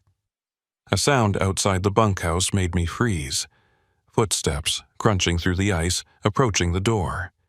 I moved quickly back to my bunk and lay down, feigning sleep. The lock rattled, and the door swung open. I kept my eyes barely slitted, watching through my lashes. It was Dale, the shorter man. He stood in the doorway, flashlight sweeping across the room. The beam lingered on Sarah's bunk, then moved to mine. I forced my breathing to stay slow and even, praying he'd buy the act. After what felt like an eternity, he grunted and backed out, the door closing and the lock clicking back into place. I waited until his footsteps faded, then sat up slowly. Sarah was awake, watching me in the dim light from the heater. "What do we do?" she whispered. I didn't have an answer, not yet, but I knew one thing for certain. We weren't going to wait around to become loose ends in whatever operation Ephraim was running. We needed to get out, and we needed to do it before they decided we'd seen too much. I moved to the heater and examined it closely. It was old, a simple propane unit with a manual valve and an exposed pilot light. An idea began to form, dangerous and desperate, but it was all I had. If I could create enough of a distraction, something that would pull Ephraim and his crew away from the buildings, we might have a chance to make it to the truck. It was a long shot, but it was better than sitting here waiting for our fate to be decided by men who locked people in bunkhouses. The storm raged outside, the wind howling like something alive and angry. Inside, I sat on the cold metal bunk and started planning our escape, knowing that when morning came, we'd either be free or we'd be dead. And out here, in the frozen heart of the Iron Range, I wasn't sure which outcome was more likely. The hours between midnight and dawn are the longest of any night, but when you're locked in a metal bunkhouse in the middle of nowhere, they stretch into something infinite. I sat on that bunk watching the propane heater's flame flicker, listening to Sarah's shallow breathing from across the room, and mentally cataloging every detail of what I'd seen. The fuel canisters, the cutting equipment, the way Ephraim's crew moved with a military precision. This wasn't some opportunistic theft ring. It was organized, practiced, probably running for months or even years. I thought about my truck sitting out there in the ice, my livelihood and my only means of escape just 50 feet away, but might as well be on the moon. The keys were in my pocket. I'd made sure of that before we left the cab, but keys don't mean much when you're locked behind a steel door with bars on the windows. The propane heater continued its quiet hiss, and I kept coming back to it. It was our only potential tool, our only source of leverage. But using it meant risk, the kind of risk that could get us both killed if I miscalculated. Around 3 a.m., I heard engines starting outside. Not my truck, something smaller, probably the pickup I'd seen them loading earlier. I moved to the window and pressed my face against the icy glass, trying to see through the condensation and the bars. The floodlights illuminated the yard in harsh white, and I could make out two figures in the pickup's cab. Dale was behind the wheel, and Marcus sat beside him, his lean face expressionless as always. The truck pulled out slowly, its bed loaded with equipment covered by a tarp, and disappeared down the access road toward the highway. So they were making runs, moving the stolen goods while the storm provided cover and kept law enforcement busy elsewhere. Smart, in a criminal sort of way, but it also meant the operation was down to just Ephraim, at least for however long it took Dale and Marcus to make their delivery and return. The thought sparked something in my mind, a possibility I hadn't considered before. If I could time it right, if I could create my distraction when Ephraim was alone, the odds shifted slightly more in our favor. I returned to examining the heater, this time with more purpose. The propane tank was secured to the base with a simple bracket and wing nuts, the kind you could loosen by hand if you had the strength. The feed line ran from the tank to the burner assembly through a rubber hose that had seen better days, cracked and brittle from age and heat exposure. If I could disconnect that hose and create a leak, the propane would fill the enclosed space. It wouldn't take much, just enough to make the atmosphere dangerous. Enough that a single spark could turn the bunkhouse into a fireball. The idea was insane. Suicidal even. But the alternative was waiting for Ephraim to decide what to do with the two witnesses who'd stumbled into his operation. And I had no illusions about how that decision would go. Men who locked people in bunkhouses and moved stolen goods in the middle of ice storms weren't the type to leave loose ends untied. Sarah stirred on her bunk, and I moved to her side, crouching down so we were at eye level. "Sarah," I whispered, "I need you to trust me. Can you do that?" She nodded, her eyes still glazed with exhaustion and fear. "We're getting out of here, but it's going to be dangerous, and I need you to do exactly what I say when I say it. Understand?" Another nod. I could see the questions forming, but she didn't ask them. Maybe she sensed that the less she knew, the better. Or maybe she was just too scared to want the details. Either way, I was grateful for her silence. I moved back to the heater and began working on the wing nuts, turning them slowly to avoid making noise. The metal was cold, biting into my fingers, but I kept at it until the first nut came free. The second followed, and then the third. The bracket loosened, and I carefully lifted the propane tank, feeling its weight, maybe 20 pounds half full. I set it down gently and examined the connection point. The hose was threaded onto a brass fitting, and with enough force, I could probably wrench it free. But doing so would release the propane all at once, filling the room in seconds. I needed a delay, something that would give us time to get clear before the gas reached dangerous levels. My eyes fell on Sarah's blanket, the one I'd given her from my truck. It was thick wool, the kind that burns slow and smoky. If I could create a smoldering ignition source, something that would take a few minutes to catch but would inevitably ignite the gas, we'd have our window. I pulled the blanket from Sarah's shoulders, ignoring her confused look, and tore a strip from the edge. Working quickly now, I twisted the strip into a tight coil and positioned it near the heater's pilot light, close enough to catch eventually but not immediately. Then I returned to the propane tank and gripped the hose fitting, bracing myself. This was the point of no return. Once I broke that seal, we were committed. I looked at Sarah one more time. When I open this door, you run for my truck. Don't look back. Don't wait for me, just run. The keys are in my pocket. If I don't make it, you drive out of here and you don't stop until you find help. She opened her mouth to protest, but I cut her off. Promise me, Sarah. She closed her mouth, tears streaming down her face, and nodded. I promise. I turned back to the tank, said a silent prayer to whatever might be listening, and wrenched the fitting with all my strength. It resisted for a moment, then gave way with a hiss that seemed impossibly loud in the quiet bunkhouse. Propane began venting from the disconnected hose, invisible but pungent, the smell of rotten eggs filling the air. I grabbed Sarah's arm and pulled her toward the door. The lock was still engaged from the outside, but the door itself was just metal, and the frame was old wood, weakened by years of moisture and freeze-thaw cycles.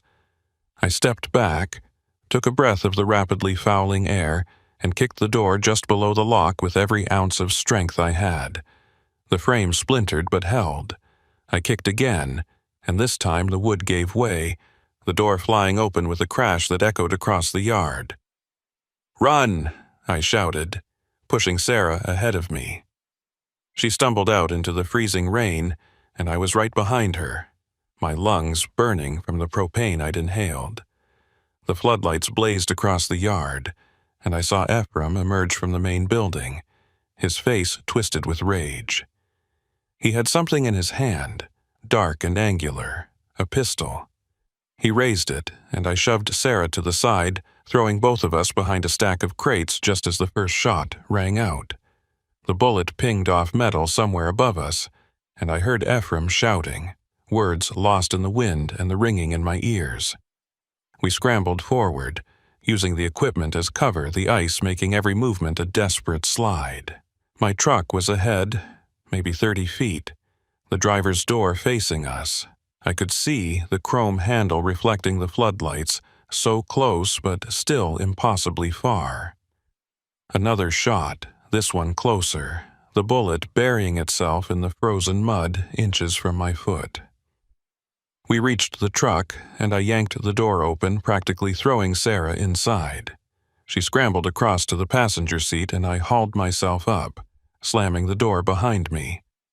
My hands were shaking so badly I could barely get the key in the ignition, but somehow I managed it. The engine turned over once, twice, and caught with a roar. I didn't wait for it to warm up, didn't check the mirrors, just jammed it into gear and stomped the accelerator. The truck lurched forward, tires spinning on the ice before finding purchase. I heard another shot, felt the impact somewhere in the trailer, but I didn't slow down. The access road loomed ahead, a narrow corridor of darkness between the trees. I aimed for it, praying the ice wouldn't send us into a trunk, and we plunged into the forest.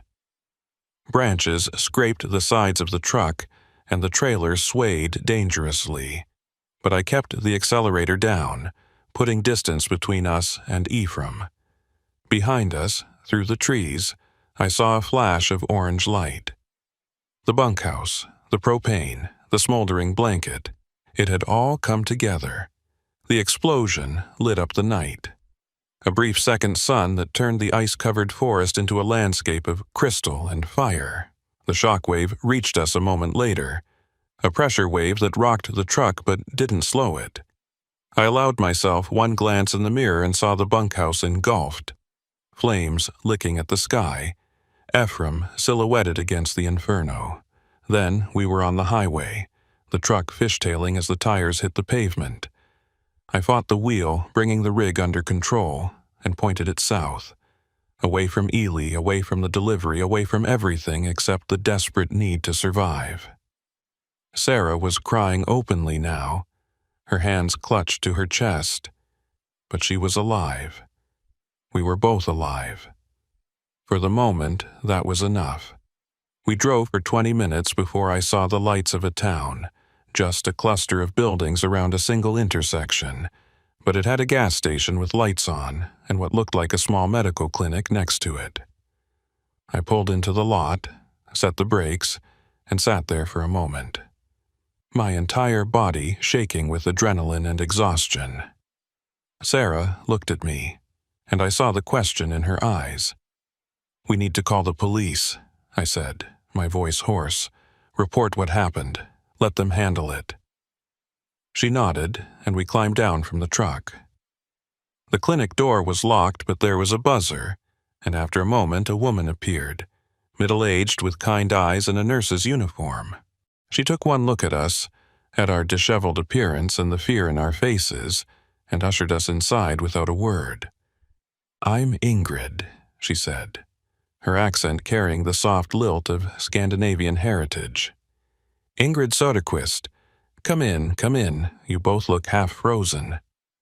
She led us to a small examination room and wrapped us in heated blankets, then brought coffee that tasted like the best thing I'd ever consumed. When we'd warmed up enough to talk, I explained everything. The stranded motorist, the work site, Ephraim and his crew, the locked bunkhouse, the escape. Ingrid listened without interruption, her expression growing more serious with each detail. When I finished, she picked up the phone on the wall and dialed. "Yes, this is Ingrid Soderquist at the Messeby Clinic. I need to report a crime and request immediate assistance." The conversation was brief, professional, and when she hung up, she turned to us. "Sheriff's deputy is on his way. Roads are still bad, but he should be here within the hour." She paused, studying my face. "You did the right thing, getting out of there. Men like Ephraim Lindholm, they don't let people walk away." The name, confirmation, sent a chill through me. "You know him?" Ingrid's expression hardened. "Everyone up here knows him, or knows of him. He's been running salvage operations for years, stripping equipment from closed mines, selling it for scrap. Sheriffs suspected him, but they've never been able to prove anything." "Until now," I said quietly. Ingrid nodded. "Until now." We waited in that small clinic, Sarah dozing in a chair, while I stared out the window at the frozen landscape. The sky was beginning to lighten, the storm finally breaking. Ice coated everything, turning the world into something beautiful and deadly. I thought about Ephraim, about whether he'd survived the explosion, or if he was still out there, plotting revenge. I thought about Dale and Marcus, about whether they'd return to find the operation in ruins and decide to hunt us down. The deputy arrived just as dawn broke fully, a young man in a tan uniform who looked barely old enough to shave. But his eyes were sharp, and he took detailed notes as I walked him through the story again. He radioed for backup, and within 2 hours, the lot was filled with law enforcement. State Patrol, County Sheriff, even what looked like ATF agents, their windbreakers marking them as federal. They asked the same questions over and over, cross-referencing our stories, checking details. Finally, one of the senior investigators, a woman with steel-gray hair and a no-nonsense demeanor, sat down across from me. "We sent units to the location you described. Found the burned-out bunkhouse, evidence of the operation, but no sign of Ephraim Lindholm or his associates. They're gone." I'd expected it, but hearing it confirmed still felt like a punch to the gut. "So they got away." The investigator shook her head. "They ran, but they left behind evidence, lots of it. Equipment with serial numbers, paper trails, radio logs. We'll find them. It's just a matter of time." I wanted to believe her, wanted to think that justice would catch up to men like Ephraim. But I'd been on the road long enough to know that sometimes people just vanished into the vast emptiness of the northern routes, and no amount of investigation could pull them back. The authorities kept us for most of the day, taking statements, photographing the damage to my truck where Ephraim's bullets had struck. Eventually, they let us go. Sarah had family in Duluth, and they arranged for her to be driven back. Before she left, she hugged me, holding on longer than necessary. "Thank you," she whispered, "for everything." I nodded, not trusting myself to speak. Then she was gone, and I was alone with my truck and the long drive ahead. The load was still in the trailer, untouched but now evidence in an ongoing investigation. They'd released it after processing, and I was cleared to complete the delivery to Eerie, though the thought of driving back up that highway made my skin crawl. I climbed into the cab, started the engine, and sat there for a long moment, staring at the road ahead. Ingrid Soderquist appeared at my window, tapping gently on the glass. I rolled it down, and she handed me a piece of paper. "My number," she said. "If you need anything, if you remember something else, or if you just need to talk to someone who understands." I took the paper, tucking it into my shirt pocket. "Thank you." She stepped back, and I put the truck in gear, easing out of the lot and back onto the highway. The drive to Ely was uneventful, the roads finally clear, the sun bright against the snow. I dropped the load without incident, collected my signature, and turned back south. But as I drove, I couldn't shake the feeling that I was being watched, that somewhere out there, Ephraim Lindholm was tracking my movements, waiting for the right moment. Every truck stop felt like a potential ambush, every rest area a trap. I made it back to Duluth by evening, dropped the trailer at the yard, and filed my report with the dispatch. They were sympathetic, told me to take a few days off, recover from the trauma, but I knew I wouldn't. Sitting still meant thinking, and thinking meant remembering the locked door, the hiss of propane, the crack of gunfire. I needed to keep moving, needed the rhythm of the road to drown out the memories. That night, I parked at a busy truck stop, nose out, engine idling. I kept the curtains open, watching the lot, waiting for a dark pickup or a familiar face to emerge from the shadows. Sleep came in fits, and when it did, I dreamed of ice and fire, of locked doors and men who disappeared into storms. And I knew, with the certainty that settled into my bones, that this wasn't over. Not really. Men like Ephraim didn't just vanish. They regrouped, they planned, and they came back. The first week after the incident, I convinced myself I was being paranoid. Every dark pickup in my mirrors was just another vehicle on the highway. Every stranger at a fuel stop was just a driver getting coffee. Every time my phone rang with an unknown number, it was just a wrong number or a telemarketer. I took loads that kept me moving, short hauls that didn't require overnight stops, routes that stayed on major interstates where there were witnesses and cameras. I told myself it was temporary, that once the authorities made arrests, once Ephraim and his crew were locked up, I could go back to normal. But normal felt like something from another lifetime. The second week, I started noticing patterns. A beige sedan that appeared behind me on 3 different routes, always keeping just far enough back to avoid being obvious. A man in a truck stop in Wisconsin who watched me a little too long, his eyes following me from the fuel island to the building and back.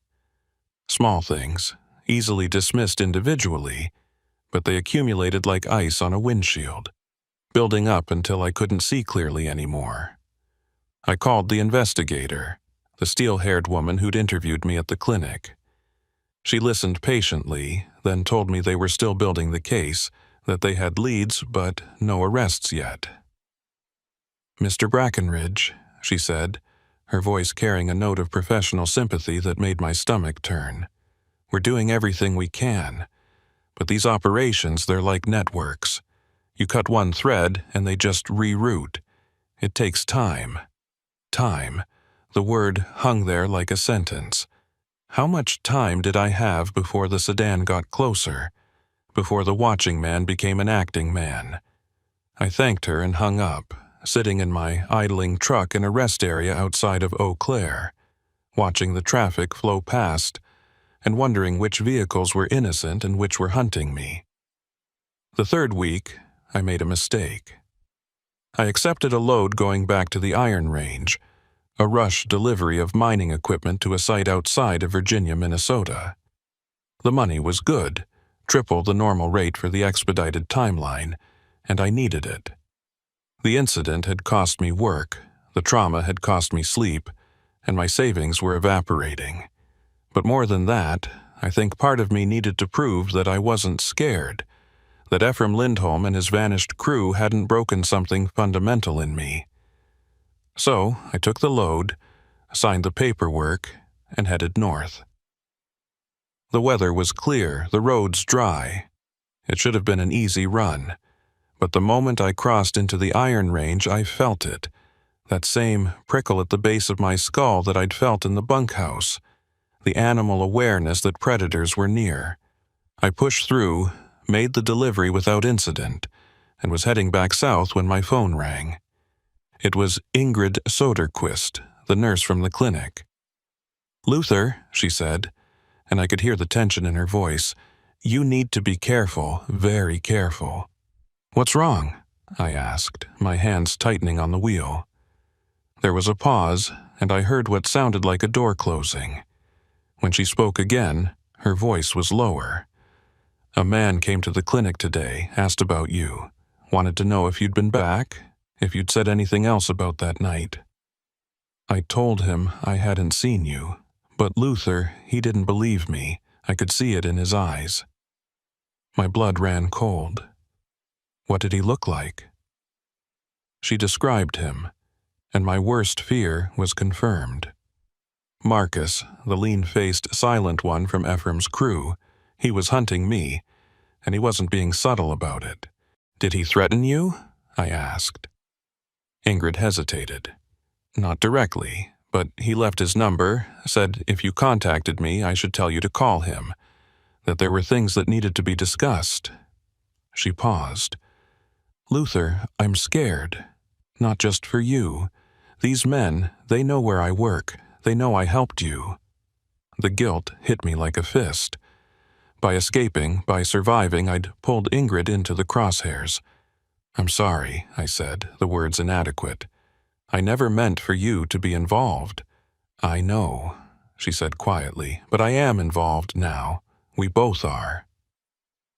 She gave me the number Marcus had left, and I wrote it down on a scrap of paper, my hand shaking. "What are you going to do?" she asked. I didn't know. Every option felt like a trap. If I called, I'd be confirming I was scared, that I could be pressured. If I didn't, Marcus would escalate, and Ingrid would pay the price.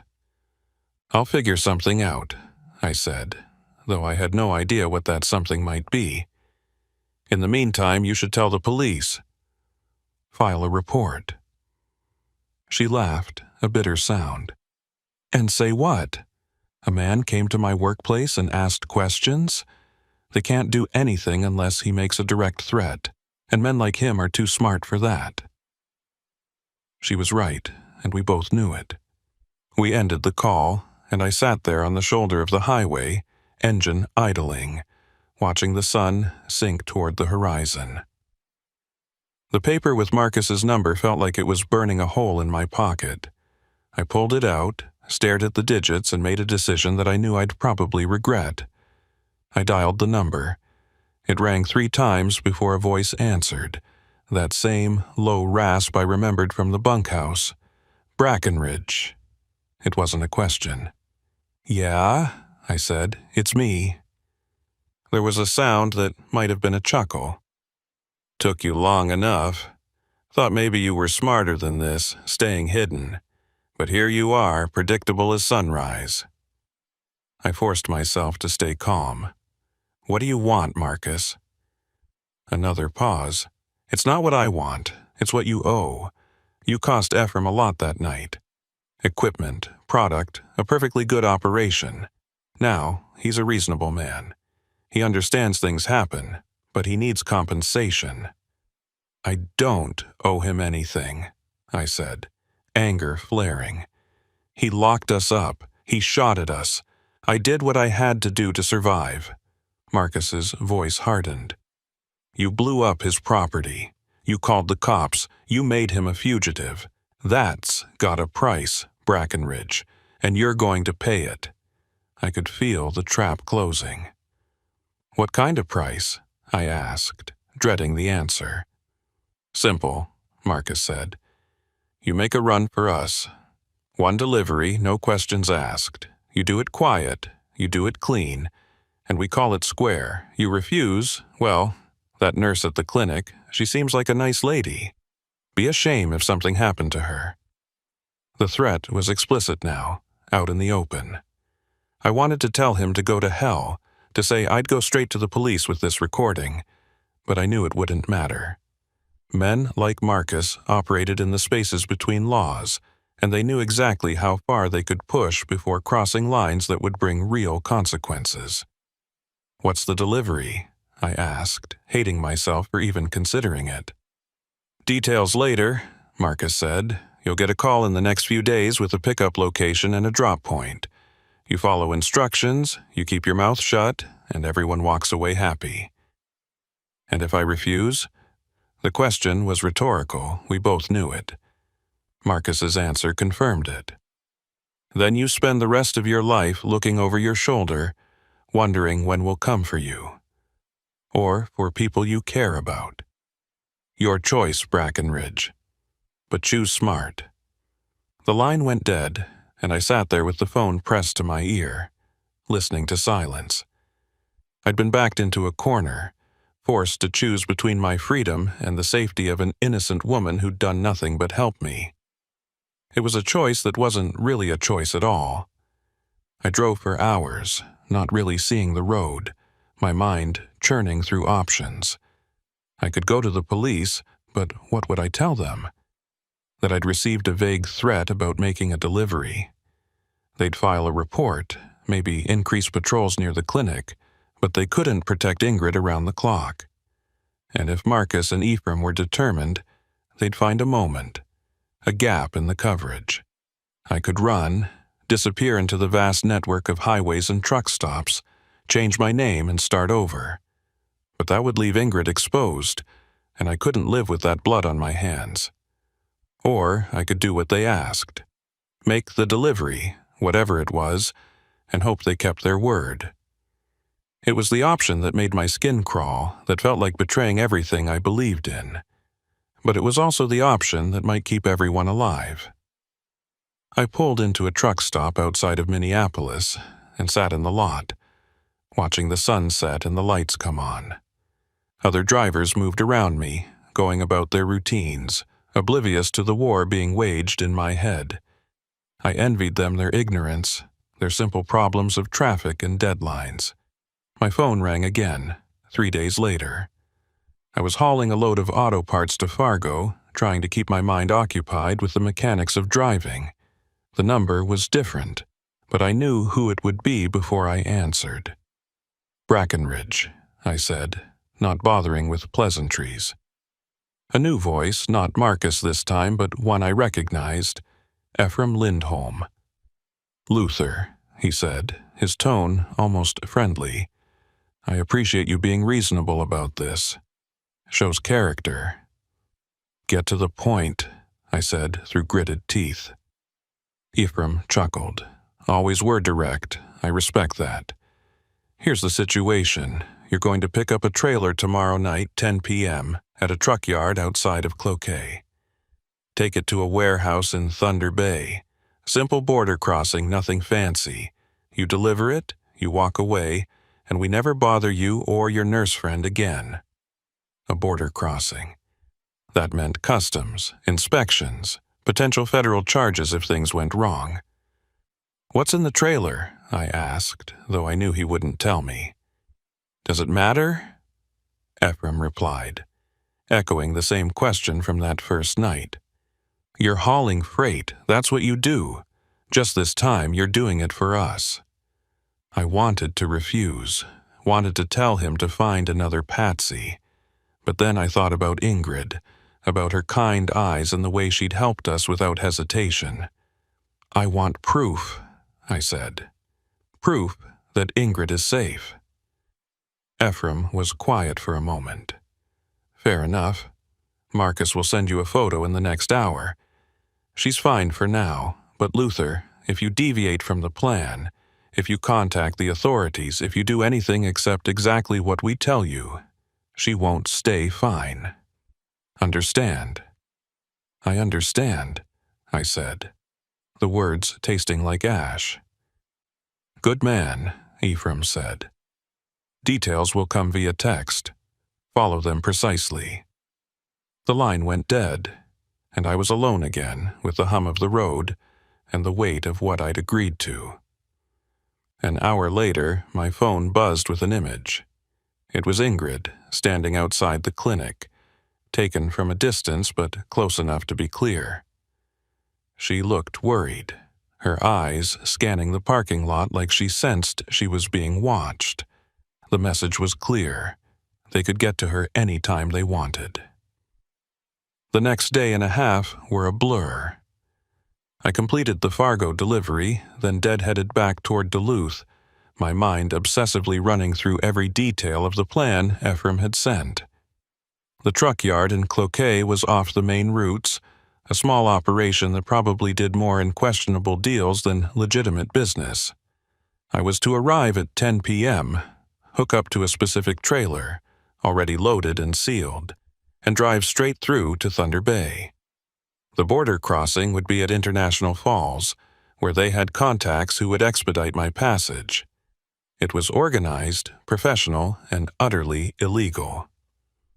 I thought about calling the investigator, about setting up a sting operation that could catch Ephraim and his crew in the act.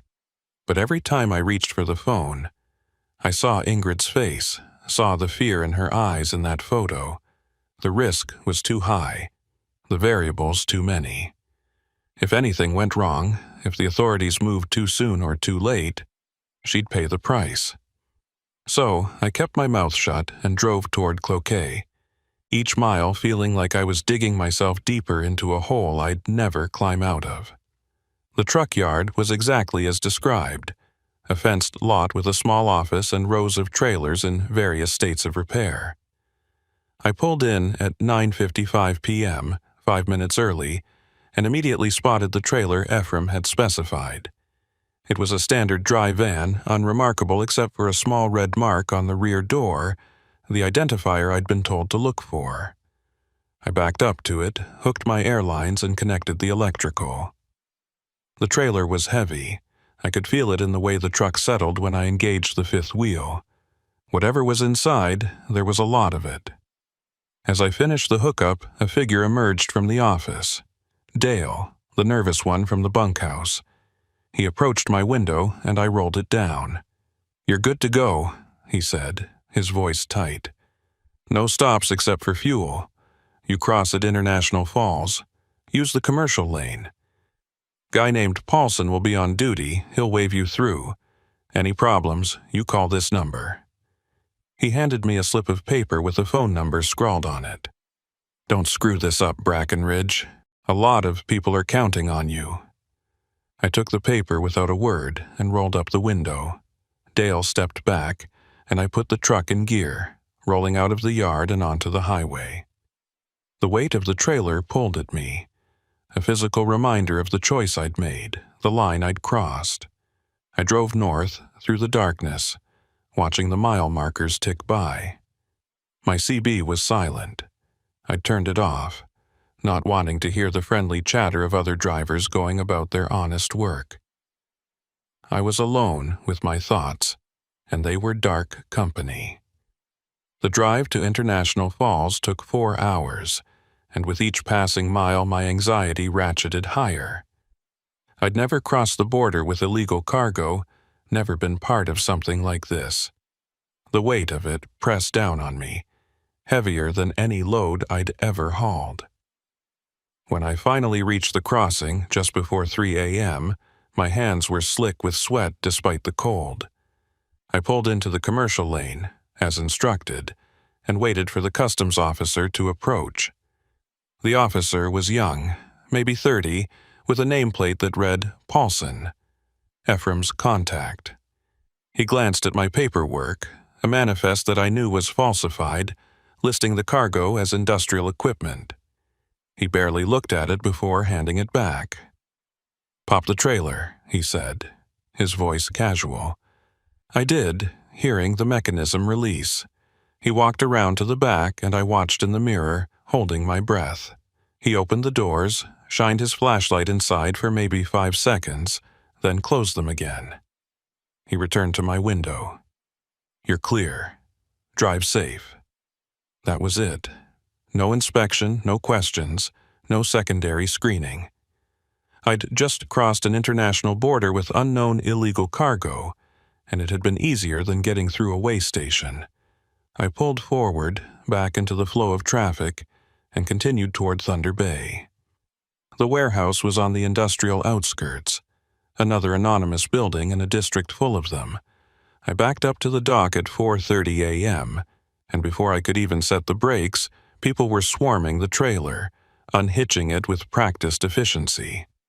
A man I didn't recognize approached my window, handed me an envelope, and said, "We're square. You can go." I took the envelope, feeling its weight. Probably cash as a final payment, or maybe just a way to further implicate me. I didn't open it.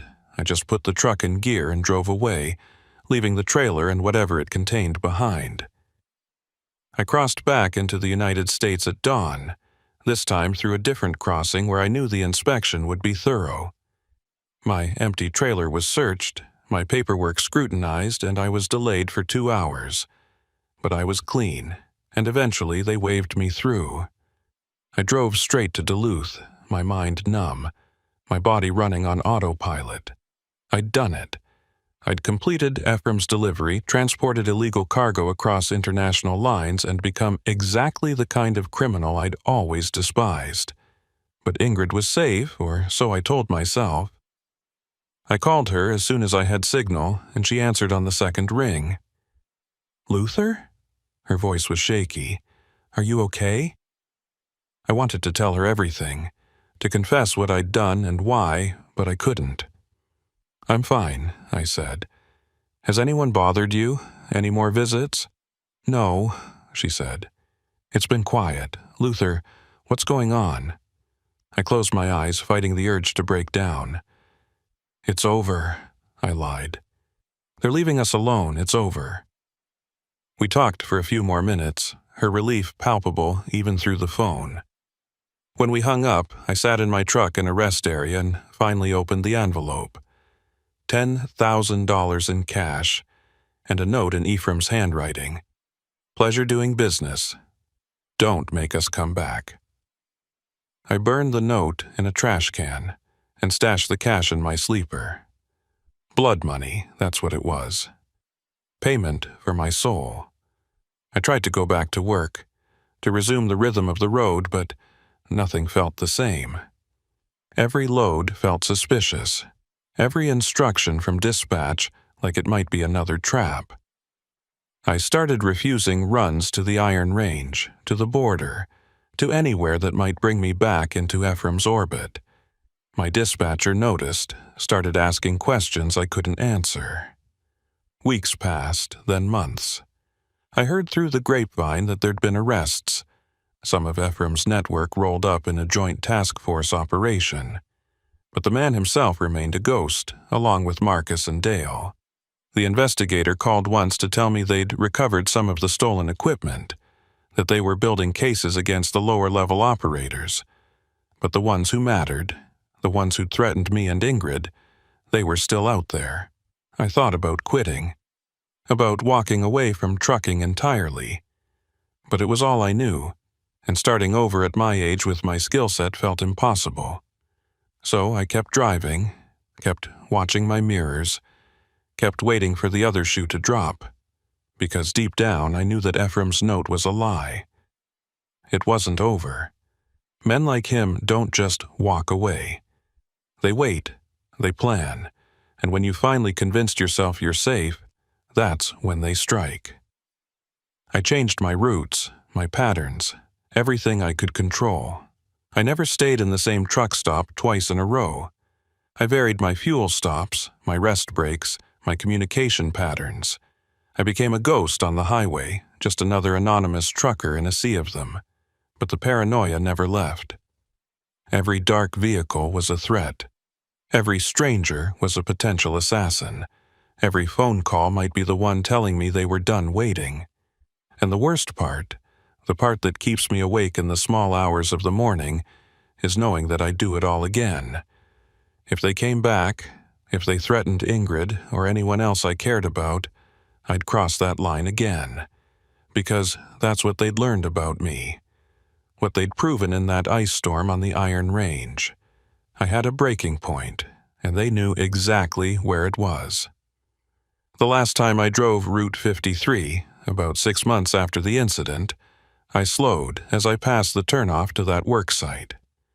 The access road was overgrown, the floodlights dark, the buildings probably stripped and abandoned. But I could still see it all clearly in my mind. The locked bunkhouse, the hiss of propane, the flash of Ephraim's gun. And I knew that somewhere out there, Ephraim Lindholm was watching, waiting, remembering. I don't haul through the Iron Range anymore. I take the long way around, even if it costs me time and money. Because some roads, once you've traveled them, mark you in ways that never wash off. And some debts, no matter how much you pay, never really get settled. They just wait, accruing interest, until the collectors come back around. I'm still driving, still hauling freight across the northern routes, though never the ones I used to run. Still checking my mirrors, still sleeping with one eye open, still waiting for the knock on my door that I know will eventually come. Because, in the end, Ephraim was right about one thing. You can't escape the Iron Range. It gets into your blood, into your bones, and once it has you, it never really lets go. The ice melted, the roads cleared, but the storm, the real storm, the one that started that night in the freezing rain, it's still raging, and I'm still caught in it, driving blind, hoping I can stay ahead of the whiteout just a little bit longer. The Badlands in winter are a study in deception.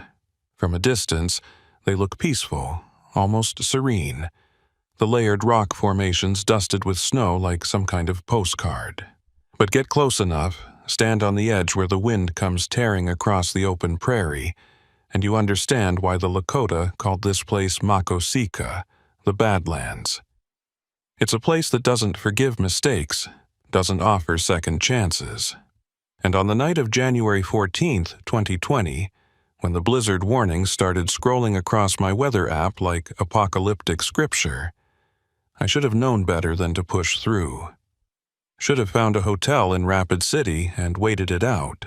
But hindsight's a luxury you only get after you've survived. My name is Hobart McKeever, though most folks just call me Hob. I've been running freight for 26 years, started when I was 21 and never looked back. The road's been good to me, mostly. Paid for a house I barely see, put 2 kids through college, and given me enough stories to fill a book I'll never write. I specialize in the northern routes, the ones that cross the Dakotas and Montana, the stretches where you can drive for hours without seeing anything but sky and grass and the occasional pronghorn watching you pass. It's lonely work, but I prefer it that way. Less traffic means fewer idiots trying to kill you with their driving. The load that night was routine. Farm equipment parts heading from Sioux Falls to Billings. Nothing unusual, nothing that raised any red flags when I signed the paperwork. The dispatcher had mentioned the weather, told me there was a system moving in from the northwest, but the forecast had it arriving around midnight. I'd be through the Badlands and into Wyoming long before then, or so the plan went. I loaded up around 2 p.m., did my inspection with the kind of thoroughness that comes from 2 decades of experience, and rolled out by 3. The sky was clear, the roads dry. It felt like an easy run. I made good time through the eastern part of South Dakota, the flatlands where you can see your exit from 20 miles away. The sun was setting as I hit the Missouri River crossing at Chamberlain, painting the water in shades of orange and red that would have been beautiful if I'd had time to appreciate them. But I was watching the sky to the west, watching the clouds building on the horizon like a wall. They were darker than the forecast had suggested, and they were moving faster. I keyed the CB, looking for local input. Westbound on 90. Anyone got eyes on this system coming in? Static, then a voice, older, weathered. It's moving quick, supposed to be light snow, but it's looking meaner than that. You might want to find a place to park. I considered it, but I was already past Chamberlain, and the next real town was Wall, a good 70 miles west. I could make Wall before the worst hit, or at least that's what I told myself. Appreciate it, I said into the CB. I'll keep an eye on it. The voice came back, skeptical. Your funeral, friend. Then silence. The temperature started dropping around 7 p.m., falling from the mid-20s down to single digits in less than an hour. I could feel it in the way the truck responded, the engine working harder, the fuel flowing different. And then the wind picked up, not gradually but all at once, like someone had opened a door in the sky. It slammed into the trailer broadside, pushing the whole rig sideways. I corrected, both hands on the wheel, and dropped my speed from 70 to 60, then 50. The first snowflakes appeared, not falling so much as flying horizontally, driven by wind that had to be gusting 50, 60 miles per hour. Within 10 minutes, visibility went from clear to maybe a quarter mile. Within 20, it was down to 100 feet. I activated my hazards, watching the road markers disappear into the white. This was bad, worse than I'd expected, worse than the forecast had predicted. I should have stopped, should have pulled into the emergency lane and waited it out. But there was nothing out here, no services, no shelter, just open prairie and the distant promise of Wall. So I kept going, crawling along at 30 miles per hour, every muscle in my body tense. That's when I saw the reflectors. Not the normal road markers, but emergency triangles, the kind you put out when you're broken down. They were spaced along the shoulder, faint orange glows in the swirling snow. I slowed even further, air brakes hissing and swept my headlights across the scene. A truck, a big rig like mine, was pulled halfway onto the shoulder, its hazard lights barely visible through the accumulation on the lens. The trailer was jackknifed slightly, not a full disaster, but enough to block part of the right lane. I stopped about 50 yards back and set my own flashers, then grabbed my heavy coat and flashlight. The wind hit me the moment I opened the door, a physical force that nearly knocked me off the step. I caught myself on the grab handle and climbed down, boots immediately slipping on the ice underneath the snow. The cold was vicious, the kind that finds every gap in your clothing and exploits it. I made my way toward the truck using my flashlight to cut through the white.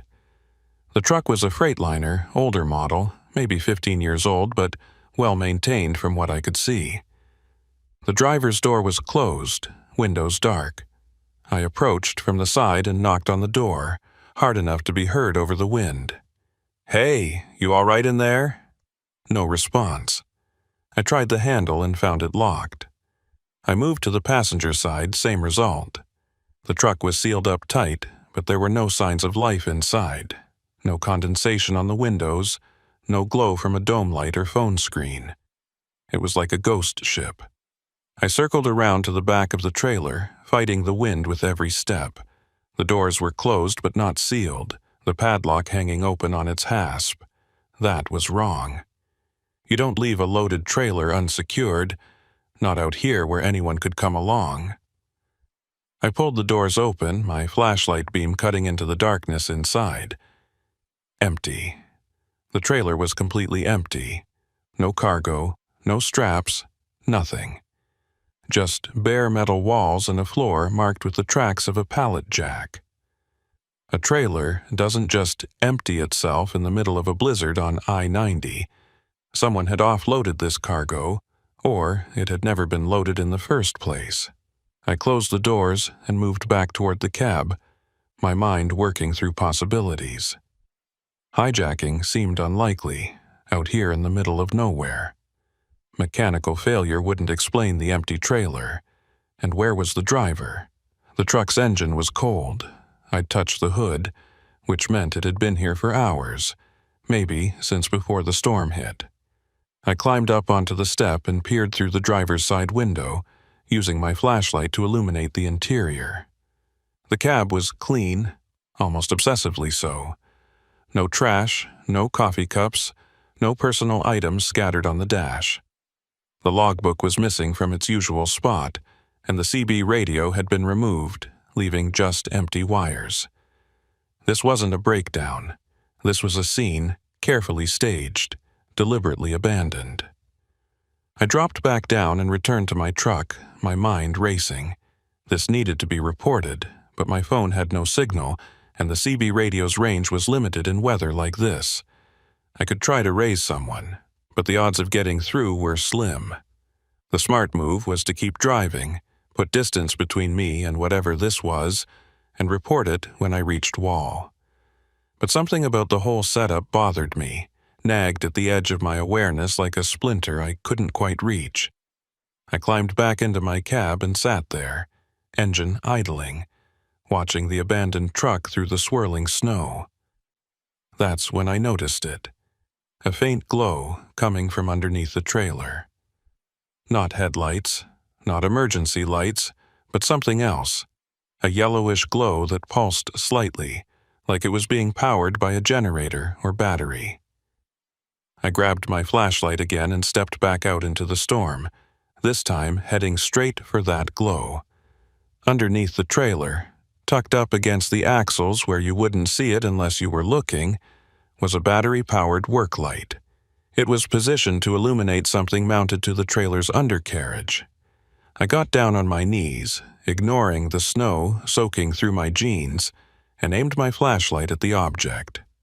It was a metal box, about the size of a briefcase, secured with industrial zip ties. There were no markings on it, no labels, just smooth black metal with a small LED on one corner blinking red. Every instinct I had screamed at me to get away from that truck, to get back in my cab and drive until this whole scene was miles behind me. But I couldn't stop staring at that blinking LED, couldn't stop my mind from cataloging all the ways this was wrong.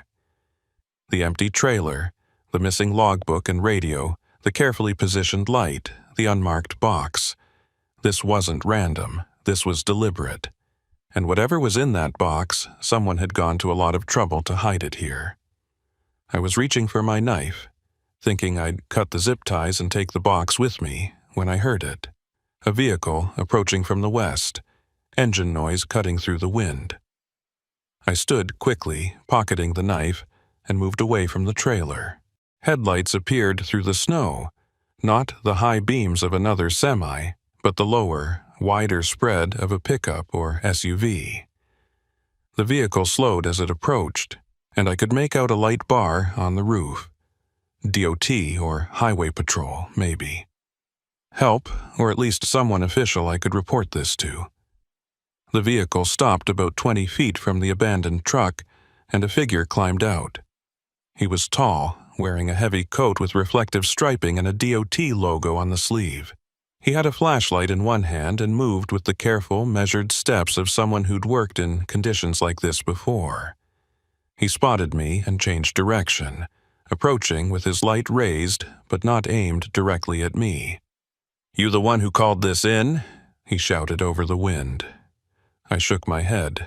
Didn't call anything, no signal, just stopped to check on it.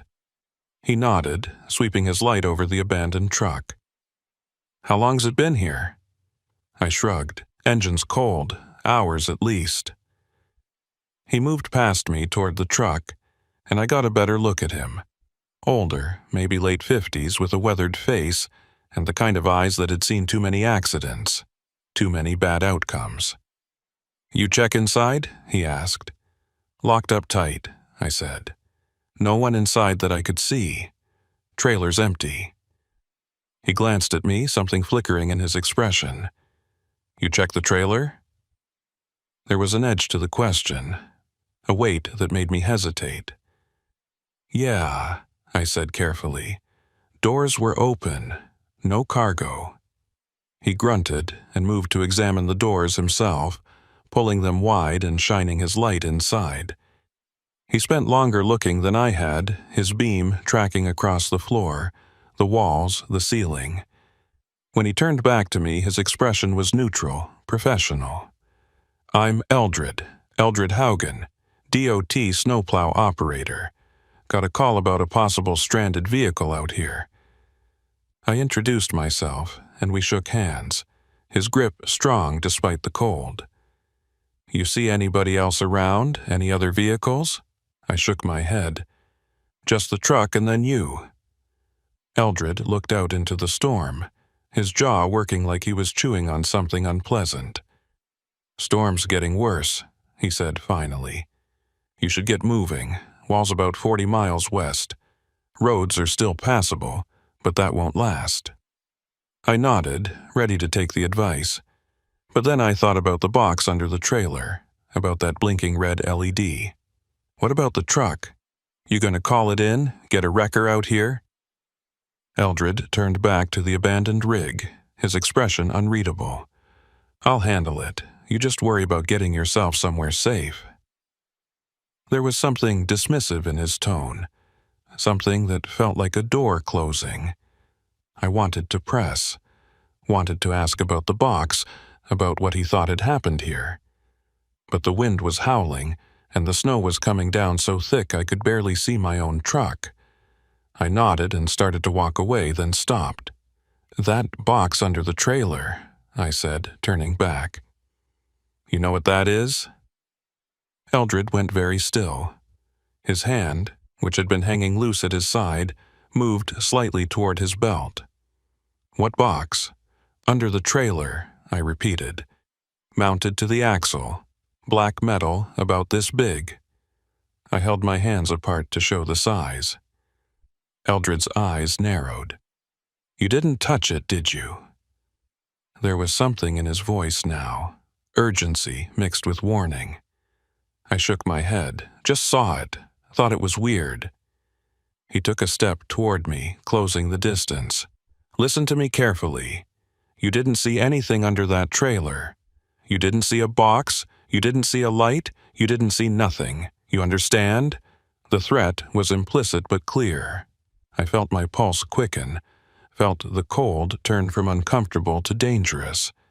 This wasn't a DOT worker checking on a stranded vehicle. This was something else, something connected to whatever operation the abandoned truck was part of. "I understand," I said slowly. Eldred studied me for a long moment, then nodded. "Good, now get out of here, and forget you ever stopped." I didn't need to be told twice. I turned and walked as quickly as the ice would allow back to my truck, feeling Eldred's eyes on me the entire way. I climbed into the cab, engaged the locks, and put the truck in gear. As I pulled away, I glanced in the mirror and saw Eldred still standing there watching me go. Then the snow swallowed him up, and I was alone on the highway again, the abandoned truck and whatever secrets it held disappearing into the white behind me. But I couldn't shake the image of that box, or the way Eldred had reacted when I mentioned it. And as I drove toward Wall, fighting the worsening storm, I realized that I'd stumbled into something I didn't understand. Something dangerous enough that a man posing as a DOT worker was willing to threaten me over it. The smart thing would be to forget it, to do exactly what Eldred had said and pretend I'd never stopped. But 26 years on the road had taught me that sometimes the smart thing and the right thing aren't the same. And I had a feeling that before this night was over, I'd have to choose between them. The 40 miles to Wall felt like 400. The storm had intensified to the point where I could barely see the hood ornament on my own truck, let alone the road ahead. I was navigating by feel more than sight, using the subtle vibration of the rumble strips to tell me when I was drifting too far right, the absence of any resistance when I started crossing the center line. My speed had dropped to 15 miles per hour, maybe 20 on the straightaways where I could risk it. The whole time, my mind kept circling back to that abandoned truck, to the box underneath, to the way Eldred Haugen's hand had moved toward his belt when I'd mentioned it. A man doesn't threaten you over nothing, and a dot worker doesn't just happen to show up at an abandoned vehicle in the middle of a blizzard unless he's expecting to find it there. The whole scene had been staged. I was certain of that now. The question was why? What was in that box that was worth all the setup, all the risk? And more importantly, how many people were involved in whatever this operation was? I tried the CB again, hoping to raise someone, anyone who might have information. Westbound on 90. Anyone got ears on? Looking for information about that abandoned rig east of Wall. Static. I adjusted the squelch and tried again. This is westbound. Mile marker 138. Looking for any traffic information. More static. Then a burst of interference that sounded almost like words but dissolved before I could make sense of it. The storm was playing hell with the signal, or someone was jamming it. Out here, either was possible. My phone buzzed, and I glanced at it, surprised to see a single bar of signal. A text message from an unknown number. Keep driving. Don't stop in Wall. Continue to Rapid City. I stared at the screen, my blood running cold. Someone knew where I was, knew what I'd seen, and was tracking me. I set the phone down and checked my mirrors looking for headlights for any sign I was being followed. But the storm made it impossible to see more than a few feet behind me. I could have had a convoy back there, and I wouldn't have known until they were right on top of me. Wall appeared out of the white like a mirage, a handful of lights that marked the truck stop and the few businesses that served highway traffic. I'd been planning to stop, to get inside where it was warm, maybe grab some coffee and wait out the worst of the storm. But that text message changed everything. If I stopped, whoever was watching would know I hadn't followed their instructions. And given Eldred's reaction back at the abandoned truck, I had no illusions about what that might mean. But I also couldn't keep driving blind into a blizzard. The smart play was to pull off, find a public place with witnesses and security cameras, and figure out my next move. I signaled for the exit, my turn barely registering in the accumulating snow, and eased down the ramp. The truck stop was ahead, its sign glowing warm and inviting through the storm. I pulled into the lot and found a spot near the building, backing in so I had a clear view of the entrance and the fuel islands. The moment I set the brakes, my phone rang. Not a text this time, a call. The number was different from the text, but still unknown. I let it ring twice, 3 times, debating whether to answer. On the 4th ring, I picked up. Yeah, a voice, female, professional, with an accent I couldn't quite place. Mr. McKeever, you were told not to stop in Wall. So they knew my name. That narrowed down who was tracking me, or at least confirmed they had access to information they shouldn't have. Storm's too bad, I said, trying to keep my voice level. I'm not driving blind into the Badlands. There was a pause, and I could hear what sounded like keyboard clicks in the background. Your safety is noted. However, your presence in Wall complicates things. There are people looking for you, Mr. McKeever. People who don't appreciate curiosity. I gripped the phone tighter. What people? What's this about? Another pause. The less you know, the better. Trust me on that. Now, you have 2 choices. You can continue to Rapid City as instructed, or you can stay in Wall and deal with the consequences. What consequences? I asked. but the line had already gone dead. I sat there, staring at the phone, my mind racing. This was bigger than I'd thought, more organized. They had my number, my name, probably my route and my load information. They'd been tracking me since I stopped at the abandoned truck, maybe even before. And now they were giving me an ultimatum: cooperate or face consequences I could only imagine. I climbed down from the cab and hurried into the truck stop, the wind trying to rip the door from my hands. Inside, the warmth hit me like a physical force, and I stood there for a moment, letting my body adjust. The place was maybe half full, drivers scattered among the tables and booths, nursing coffee and waiting for the storm to break. A few glanced up as I entered, but most were too absorbed in their own concerns to pay me any attention. I grabbed coffee from the self-serve station and found a booth near the back where I could watch both the entrance and the parking lot through the windows. My hands were shaking as I pulled out my phone again, this time to do what I should have done from the start: call the police. I dialed 911 and the call connected after 3 rings. 911, what's your emergency? The dispatcher's voice was calm, trained. I'm a trucker on I-90 near Wall. I found an abandoned vehicle about 40 miles east, and there's something suspicious going on. There was a box hidden under the trailer, and a man claiming to be DOT threatened me when I mentioned it. There was a pause, longer than I expected. Can you describe the vehicle and the location?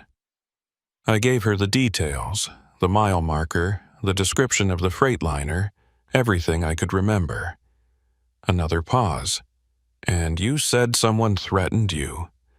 I described Eldred, his DOT coat, his vehicle, the way he'd reacted to my mention of the box.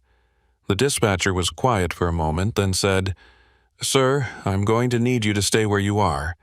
I'm sending a unit to your location. Don't leave the truck stop." "How long?" I asked. "Storm's bad. I don't know how fast they can get here." I could hear her typing. "Officer is about 20 minutes out. Just stay inside, stay visible. Don't approach anyone who asks about the truck." She paused. "Mr. McKeever, this is important. Did you touch the box? Did you move it or open it?" The question sent a chill through me. "No, I just saw it. Why? What's in it?" But she'd already moved on, telling me again to stay put, to wait for the officer. The call ended, and I was left with more questions than answers. 20 minutes. I could wait 20 minutes. I sipped my coffee and watched the lot, looking for Eldred's vehicle, for anyone who seemed too interested in the trucks parked outside. The storm was still raging, the snow piling up against the windows, but inside the truck stop, everything felt eerily normal. Just drivers waiting out the weather, complaining about dispatch and road conditions, the usual truck stop atmosphere. But I couldn't shake the feeling that I was being watched, that somewhere in this room, someone was reporting my every move. 15 minutes passed. Then my phone buzzed again, another text from a different unknown number. "Police won't help you. Leave now or they'll find you like they found the driver." Like they found the driver. The words hit me like a fist. The abandoned truck hadn't just been staged. There had been a driver, and something had happened to them. Something bad enough that whoever sent this message thought it was a credible threat. I stood, leaving my coffee half-finished, and moved toward the door. Screw waiting for the police. Screw following instructions from voices on the phone. I needed to get out of Wall, needed to put distance between me and whatever network I'd stumbled into. But as I reached for the door, it swung open, and a woman walked in, shaking snow from her coat. She was maybe 40, with sharp features and eyes that swept the room with professional efficiency before landing on me. "Hobart McKeever?" she asked, though it was clear she already knew. I nodded, wary. She pulled out a badge, showing it just long enough for me to see the South Dakota Highway Patrol seal. "I'm Trooper Vickers. Dispatch said you called in a suspicious vehicle. I glanced past her, looking for a patrol car, but the lot was just a wall of white. Where's your vehicle? I asked. She gestured vaguely toward the lot. Parked out front. Storm's making it hard to see much of anything. Why don't we sit down, and you can walk me through what you found? Something felt wrong. Her arrival was too fast. The dispatcher had said 20 minutes, and it had only been 15. And the way she'd introduced herself, showing the badge but not letting me examine it closely, felt rehearsed. I took a step back. Let me see that badge again. Her expression didn't change, but I saw a flicker of something in her eyes. Annoyance, maybe, or calculation. Mr. McKeever, we're wasting time. I need your statement about the abandoned vehicle. Show me the badge, I repeated, my voice firmer. She reached for her belt, but instead of the badge, her hand came up with something else. A phone. She held it up, showing me the screen. It was a photo of the abandoned truck, but not the one I'd seen. This photo was from before, from when it had a driver, and the driver was slumped over the wheel, head at an angle that no living person could maintain. This is what happens to people who ask too many questions, she said quietly. Now, are we going to have a conversation, or are you going to make this difficult? I didn't answer. I just turned and ran, pushing past her toward the back of the truck stop. There had to be another exit, a back door for deliveries or emergencies. I heard her shout behind me, heard the sound of footsteps, but I didn't look back. I hit the hallway that led to the restrooms and kept going, looking for any door marked exit. There, at the end of the hall, a metal door with a crash bar. I slammed into it and the door flew open, dumping me out into the storm. The cold hit me again, but I didn't stop. I ran along the side of the building, staying close to the wall, trying to orient myself. My truck was on the other side of the lot, maybe 100 yards away. I just had to get there, get the engine started, and get back on the highway. I rounded the corner and saw the lot, saw my truck sitting where I'd left it. And I saw something else, 2 figures standing near it, their shapes barely visible through the snow. I stopped, pressing myself against the wall. One of the figures was tall, wearing a heavy coat. The other was shorter, broader. They were examining my truck, looking in the windows, checking the doors, looking for me. I couldn't get to the truck not without being seen. And even if I could, they were probably smart enough to have disabled it or set up some kind of trap. I was cut off, hunted in the middle of a truck stop parking lot in a blizzard. I turned and moved along the back of the building, looking for options. There were other trucks parked in the lot, dozens of them. If I could get to one that was unlocked, maybe I could hide until the real police arrived. Or maybe I could find a driver willing to help. Someone who'd believe my story and get me out of here. I moved between 2 trailers, using them for cover, and worked my way toward the fuel islands. That's when I heard it. A voice, tinny and distant, coming from one of the trucks, a CB radio. Dispatch, this is Mina. You got any updates on that eastbound situation? A woman's voice, calm and professional. Dispatch. This was a working truck, and the driver was on the radio. I moved to the cab and tapped on the window. A face appeared, older woman with gray hair pulled back in a ponytail. She looked at me, confused, and cracked the window an inch. Help, I said, keeping my voice low. I need help. There are people after me. She studied me for a moment, her expression skeptical. You in some kind of trouble? I nodded. I found something I shouldn't have. They're trying to silence me, please. I just need to get out of here. She looked past me, scanning the lot, then made a decision. Get in the passenger side. Quick. I didn't need to be told twice. I circled around the cab and climbed in, the warmth and relative safety of the enclosed space almost overwhelming. The woman was watching me, her hand near the CB mic. I'm Minna Kittleson, radio dispatcher for a freight company out of Pierre. I park here between shifts. Now, you want to tell me what's really going on?" I started to explain, the words tumbling out. The abandoned truck, the box, Eldred's threat, the phone calls, the woman posing as a trooper. Minna listened without interruption, her expression growing more serious with each detail. When I finished, she was quiet for a moment. Then she picked up her CB mic and keyed it. "This is Minna to any law enforcement on frequency. I have a situation at the Wall truck stop, requesting immediate assistance." She released the key and waited. Static. She tried again, on a different channel. Same result. She set the mic down and looked at me. "Someone's jamming the frequencies. That's not something amateurs do." "What do I do?" I asked, feeling the walls closing in. Minna thought for a moment, then started her engine. "You're going to lay low in my sleeper. I'm going to drive us out of here casual-like. Once we're clear and have cell signal, we call this improper to someone we can verify." It was a plan, simple but solid. I climbed into the sleeper berth, a cramped space behind the seats, and pulled a blanket over myself. I heard Minna put the truck in gear, felt the motion as we pulled out of the parking spot. We were maybe 300 yards down the frontage road when I heard her curse.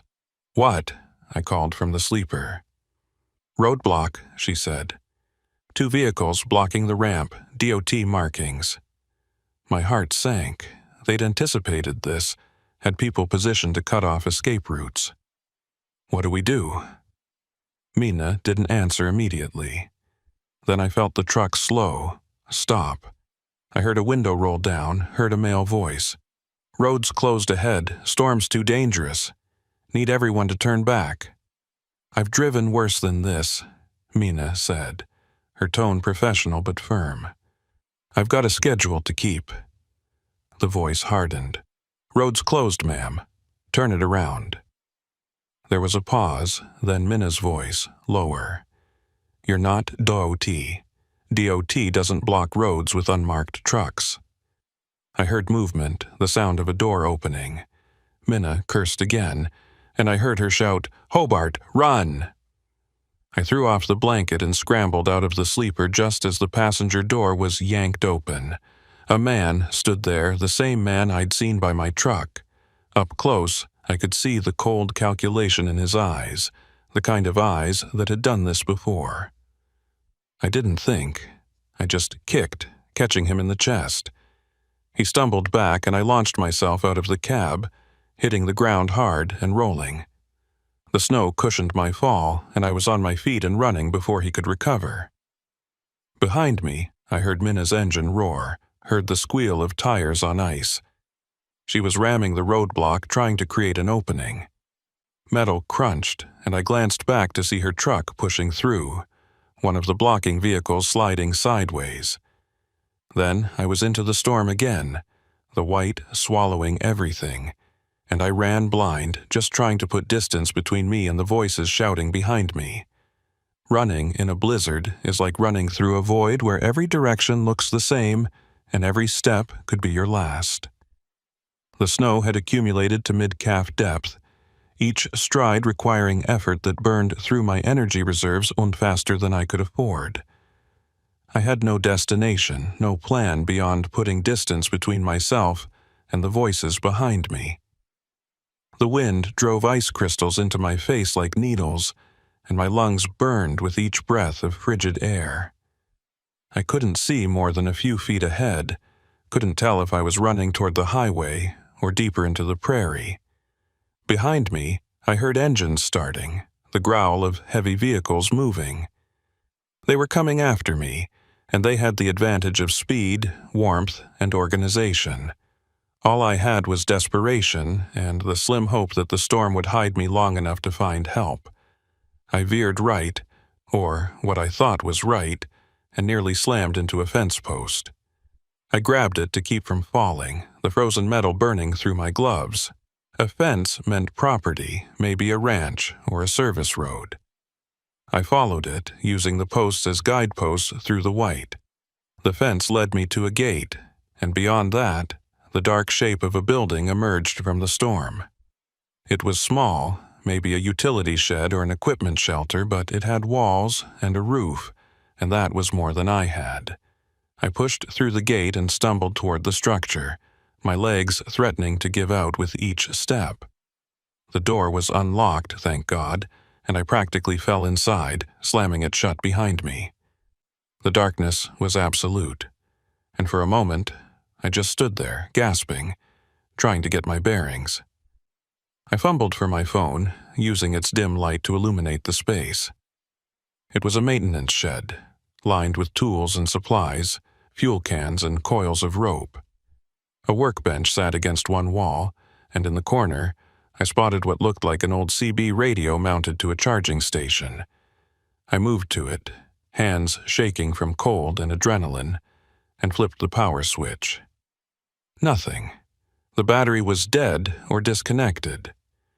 I searched the workbench looking for anything useful. A flashlight, barely functional, but better than my phone.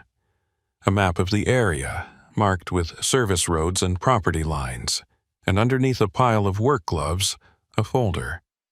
I pulled it out, opening it to find paperwork, manifests, and shipping documents.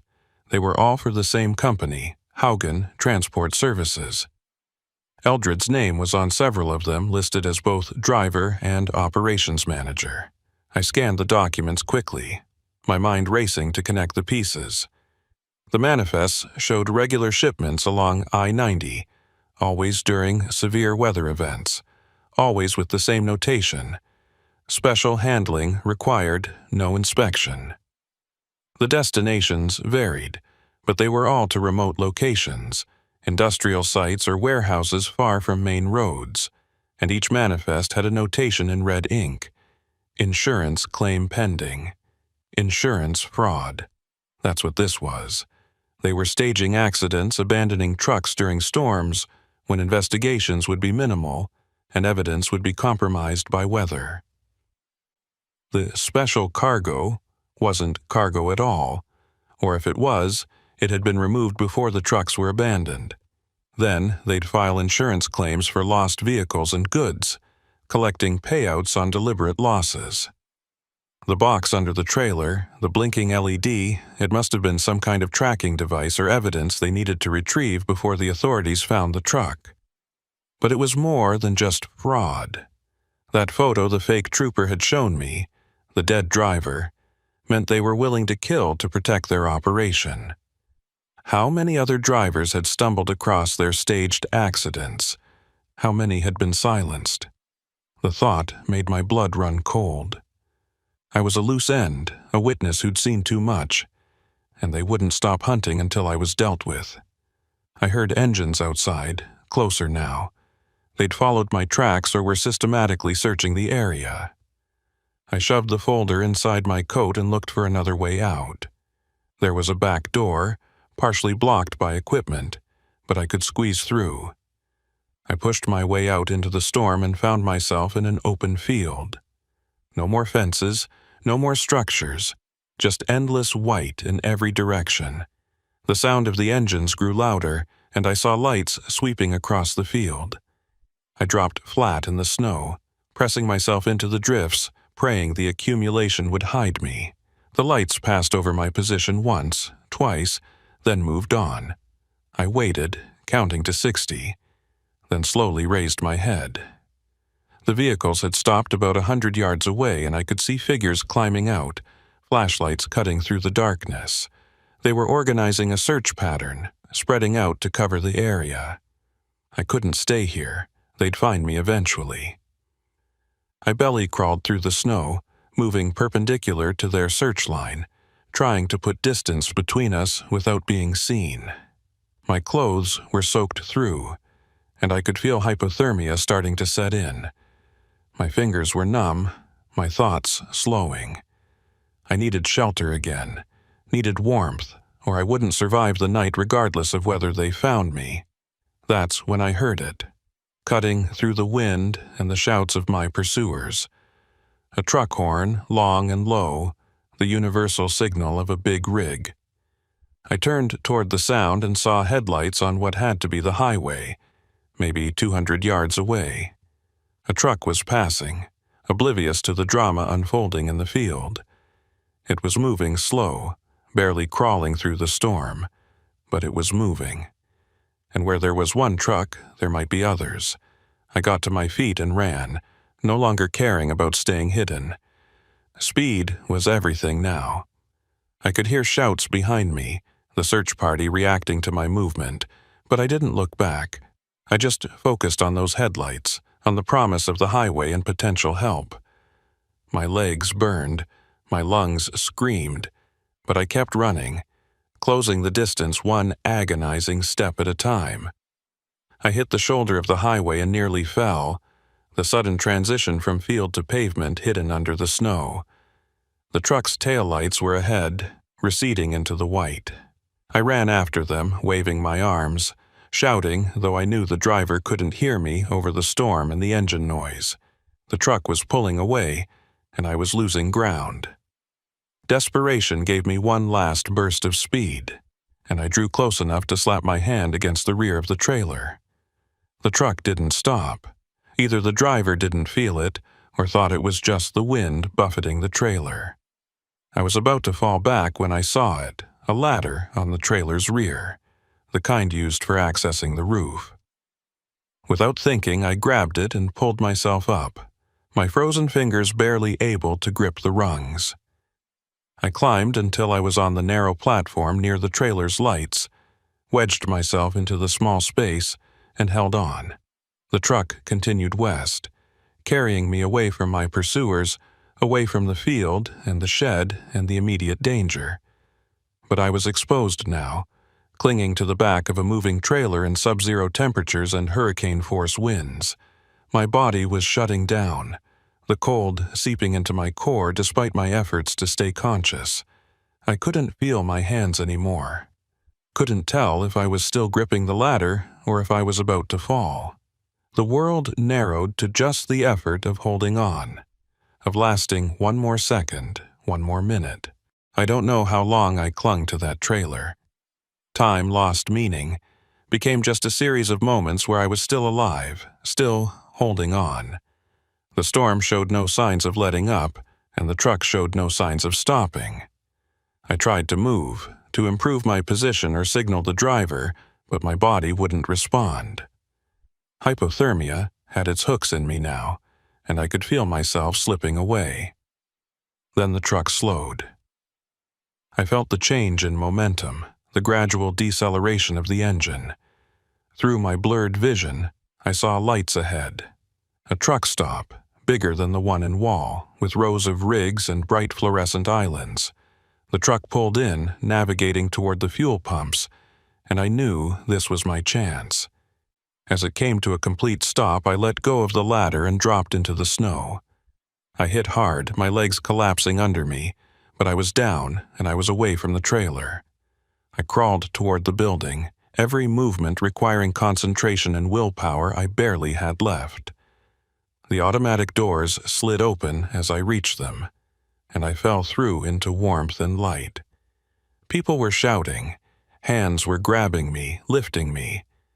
I tried to speak, to warn them, to explain, but my mouth wouldn't form the words. Someone wrapped a blanket around me, someone else was calling 911.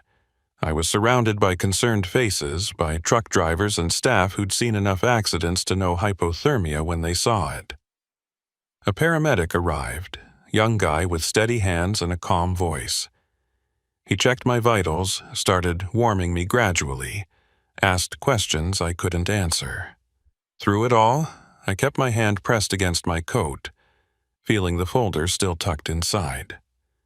The evidence, the manifests that showed what Eldred and his network were doing. As long as I had those, I had leverage. I had proof. The police came next, real police this time. I checked their badges carefully, called the station to verify their identities before I'd talk. When I was certain they were legitimate, I told them everything. The abandoned truck, Eldred's threat, the fake trooper, the chase, Mina's help, and the roadblock. And I gave them the folder, the manifest that laid out the insurance fraud operation in black and white. They listened, took notes, made calls. More officers arrived, then state investigators, then someone from the FBI. The truck stop became a command center with law enforcement coordinating responses and issuing alerts. They put out calls for Minna Kittleson, wanting to verify her safety and get her statement. They sent units to the abandoned truck location, though I knew they'd find it cleaned out by now. Eldred and his people would have moved the moment they knew I'd escaped.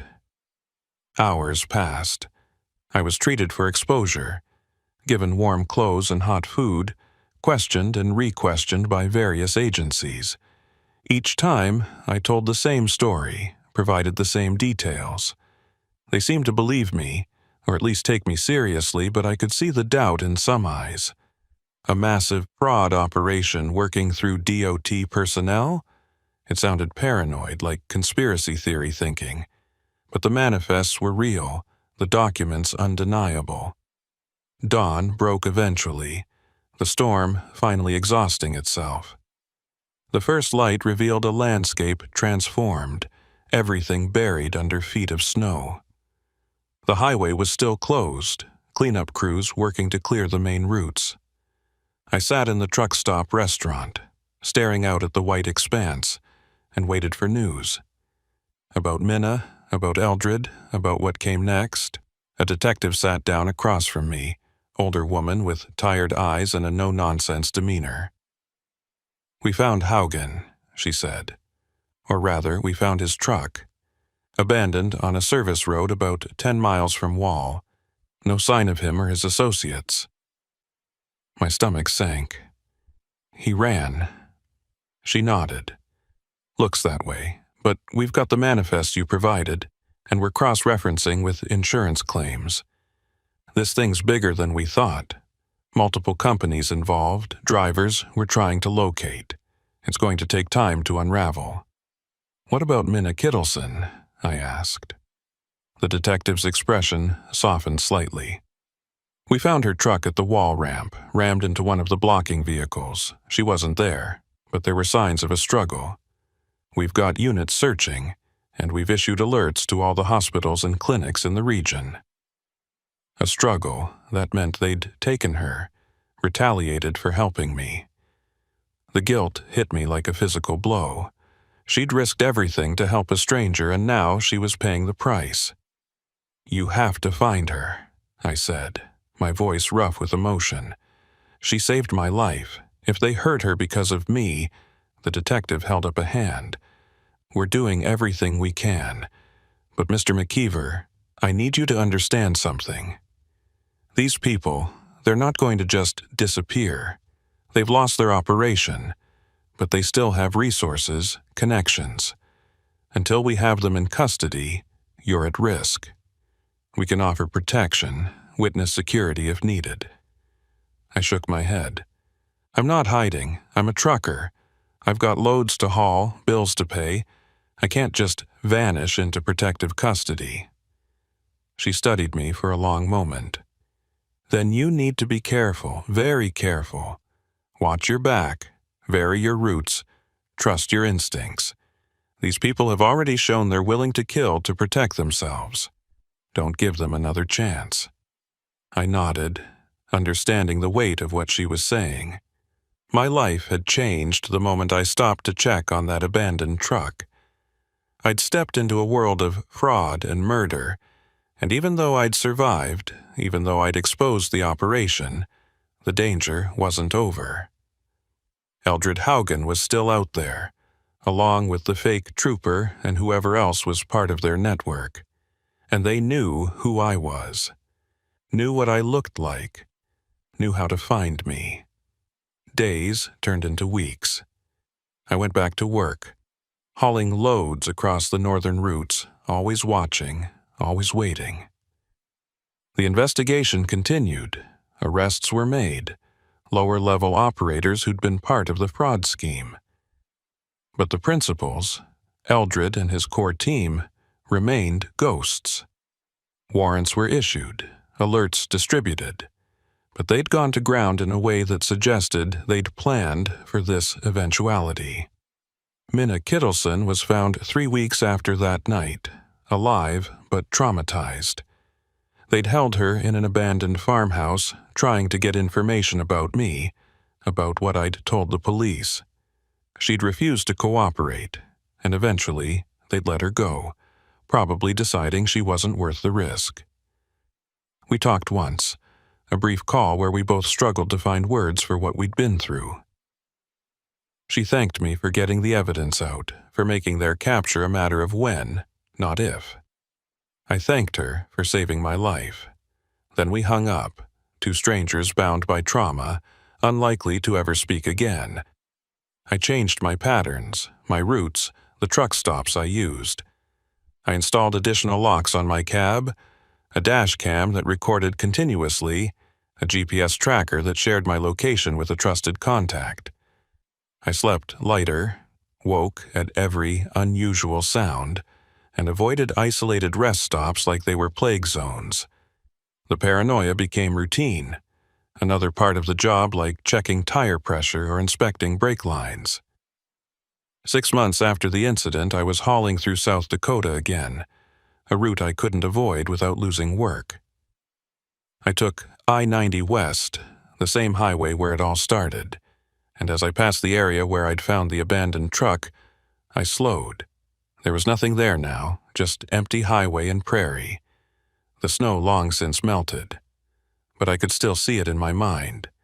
The Freightliner with its hazards flashing, the box underneath with its blinking LED, Eldred Haugen's cold eyes as he warned me to forget what I'd seen.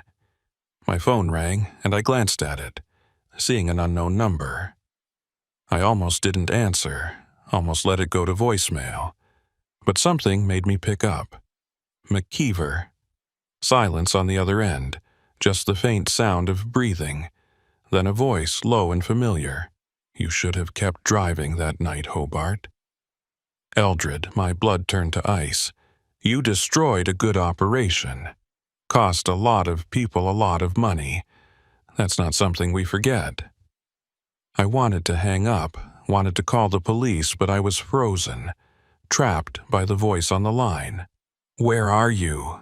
I managed to ask. He chuckled, a sound without humor. "Close enough to see you right now. Close enough to finish what we started." I checked my mirrors, scanning the highway behind me, looking for the distinctive shape of his Diet truck or any vehicle that seemed to be pacing me. There were plenty of trucks on the road, but none that stood out. "The police are looking for you," I said, trying to keep my voice steady. "Every law enforcement agency in 3 states has your picture. You can't run forever." Another chuckle. "We've been running for 6 months, Hobart. We're good at it. And eventually, the heat dies down, people forget, move on to the next case. But we don't forget, we don't move on.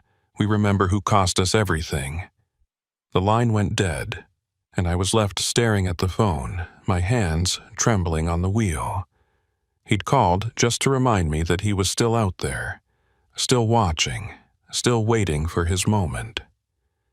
It was psychological warfare designed to keep me off balance, to make me make a mistake. And it was working. I pulled off at the next exit, found a busy truck stop with cameras and security, and parked where I could see in all directions. I called the detective, reported the call, gave them the number and the timestamp. They promised to trace it, to increase patrols in the area. All the reassurances that meant nothing if Eldred was determined. I sat in my cab, engine idling, and realized that this was my life now. Always looking over my shoulder, always waiting for the other shoe to drop, always wondering if the next rest stop or the next dark highway would be where they finally caught up with me. The insurance fraud operation was dismantled, millions in fraudulent claims identified and prosecuted. The lower-level participants got jail time, and the investigation expanded to reveal corruption in DOT offices, customs facilities, and law enforcement. It was called one of the largest fraud schemes in the region's history. But Eldred Haugen and his core team remained free, became fugitives whose names appeared on wanted lists, and in occasional news updates when someone thought they'd been spotted. And I kept driving, kept hauling freight across the frozen plains and through the mountain passes, kept watching the mirrors and checking the locks. Because that's what truckers do. We drive, even when the road is dangerous, even when the cargo is uncertain, even when we know something's waiting for us in the next storm. We drive because it's all we know, because stopping means giving in to the fear. But I'll never forget that night in the Badlands. The abandoned truck with its secrets, the box with its blinking LED, the way Eldred's hand moved toward his belt when I asked the wrong question. And I'll never forget the knowledge that somewhere out there, in some forgotten corner of the northern routes, men like Eldred are still running their schemes, still staging their accidents, still silencing the witnesses who get too curious. The storm passed, the roads cleared, the sun came out and melted the evidence. But the danger remained, patient and persistent, waiting for the next blizzard, the next desperate driver who stops to help, the next witness who sees too much. And that's the real horror of it all. Not what happened to me, but what's still happening to others. The endless cycle of fraud and violence hidden beneath the mundane routine of trucking, of insurance claims, of storms that bury secrets along with highways. I drive past that spot sometimes, mile marker 138 on I-90, and I slow down just a little. Not to remember. I can't forget even if I wanted to, but to remind myself why I'm still careful, still vigilant. Because somewhere out there, Eldred Haugen is driving too. And one day, on one dark stretch of highway during one bad storm, our paths will cross again. I don't know what will happen when they do. I don't know if the law will have caught up with him by then, or if I'll be the one who has to make the choice between running and standing my ground. All I know is that the blizzard that started that January night never really ended. It just moved, shifted, became part of the landscape of my life. And every time I see snow in the forecast, every time the wind picks up and the visibility drops, I feel it again, that cold certainty that some storms don't just pass through.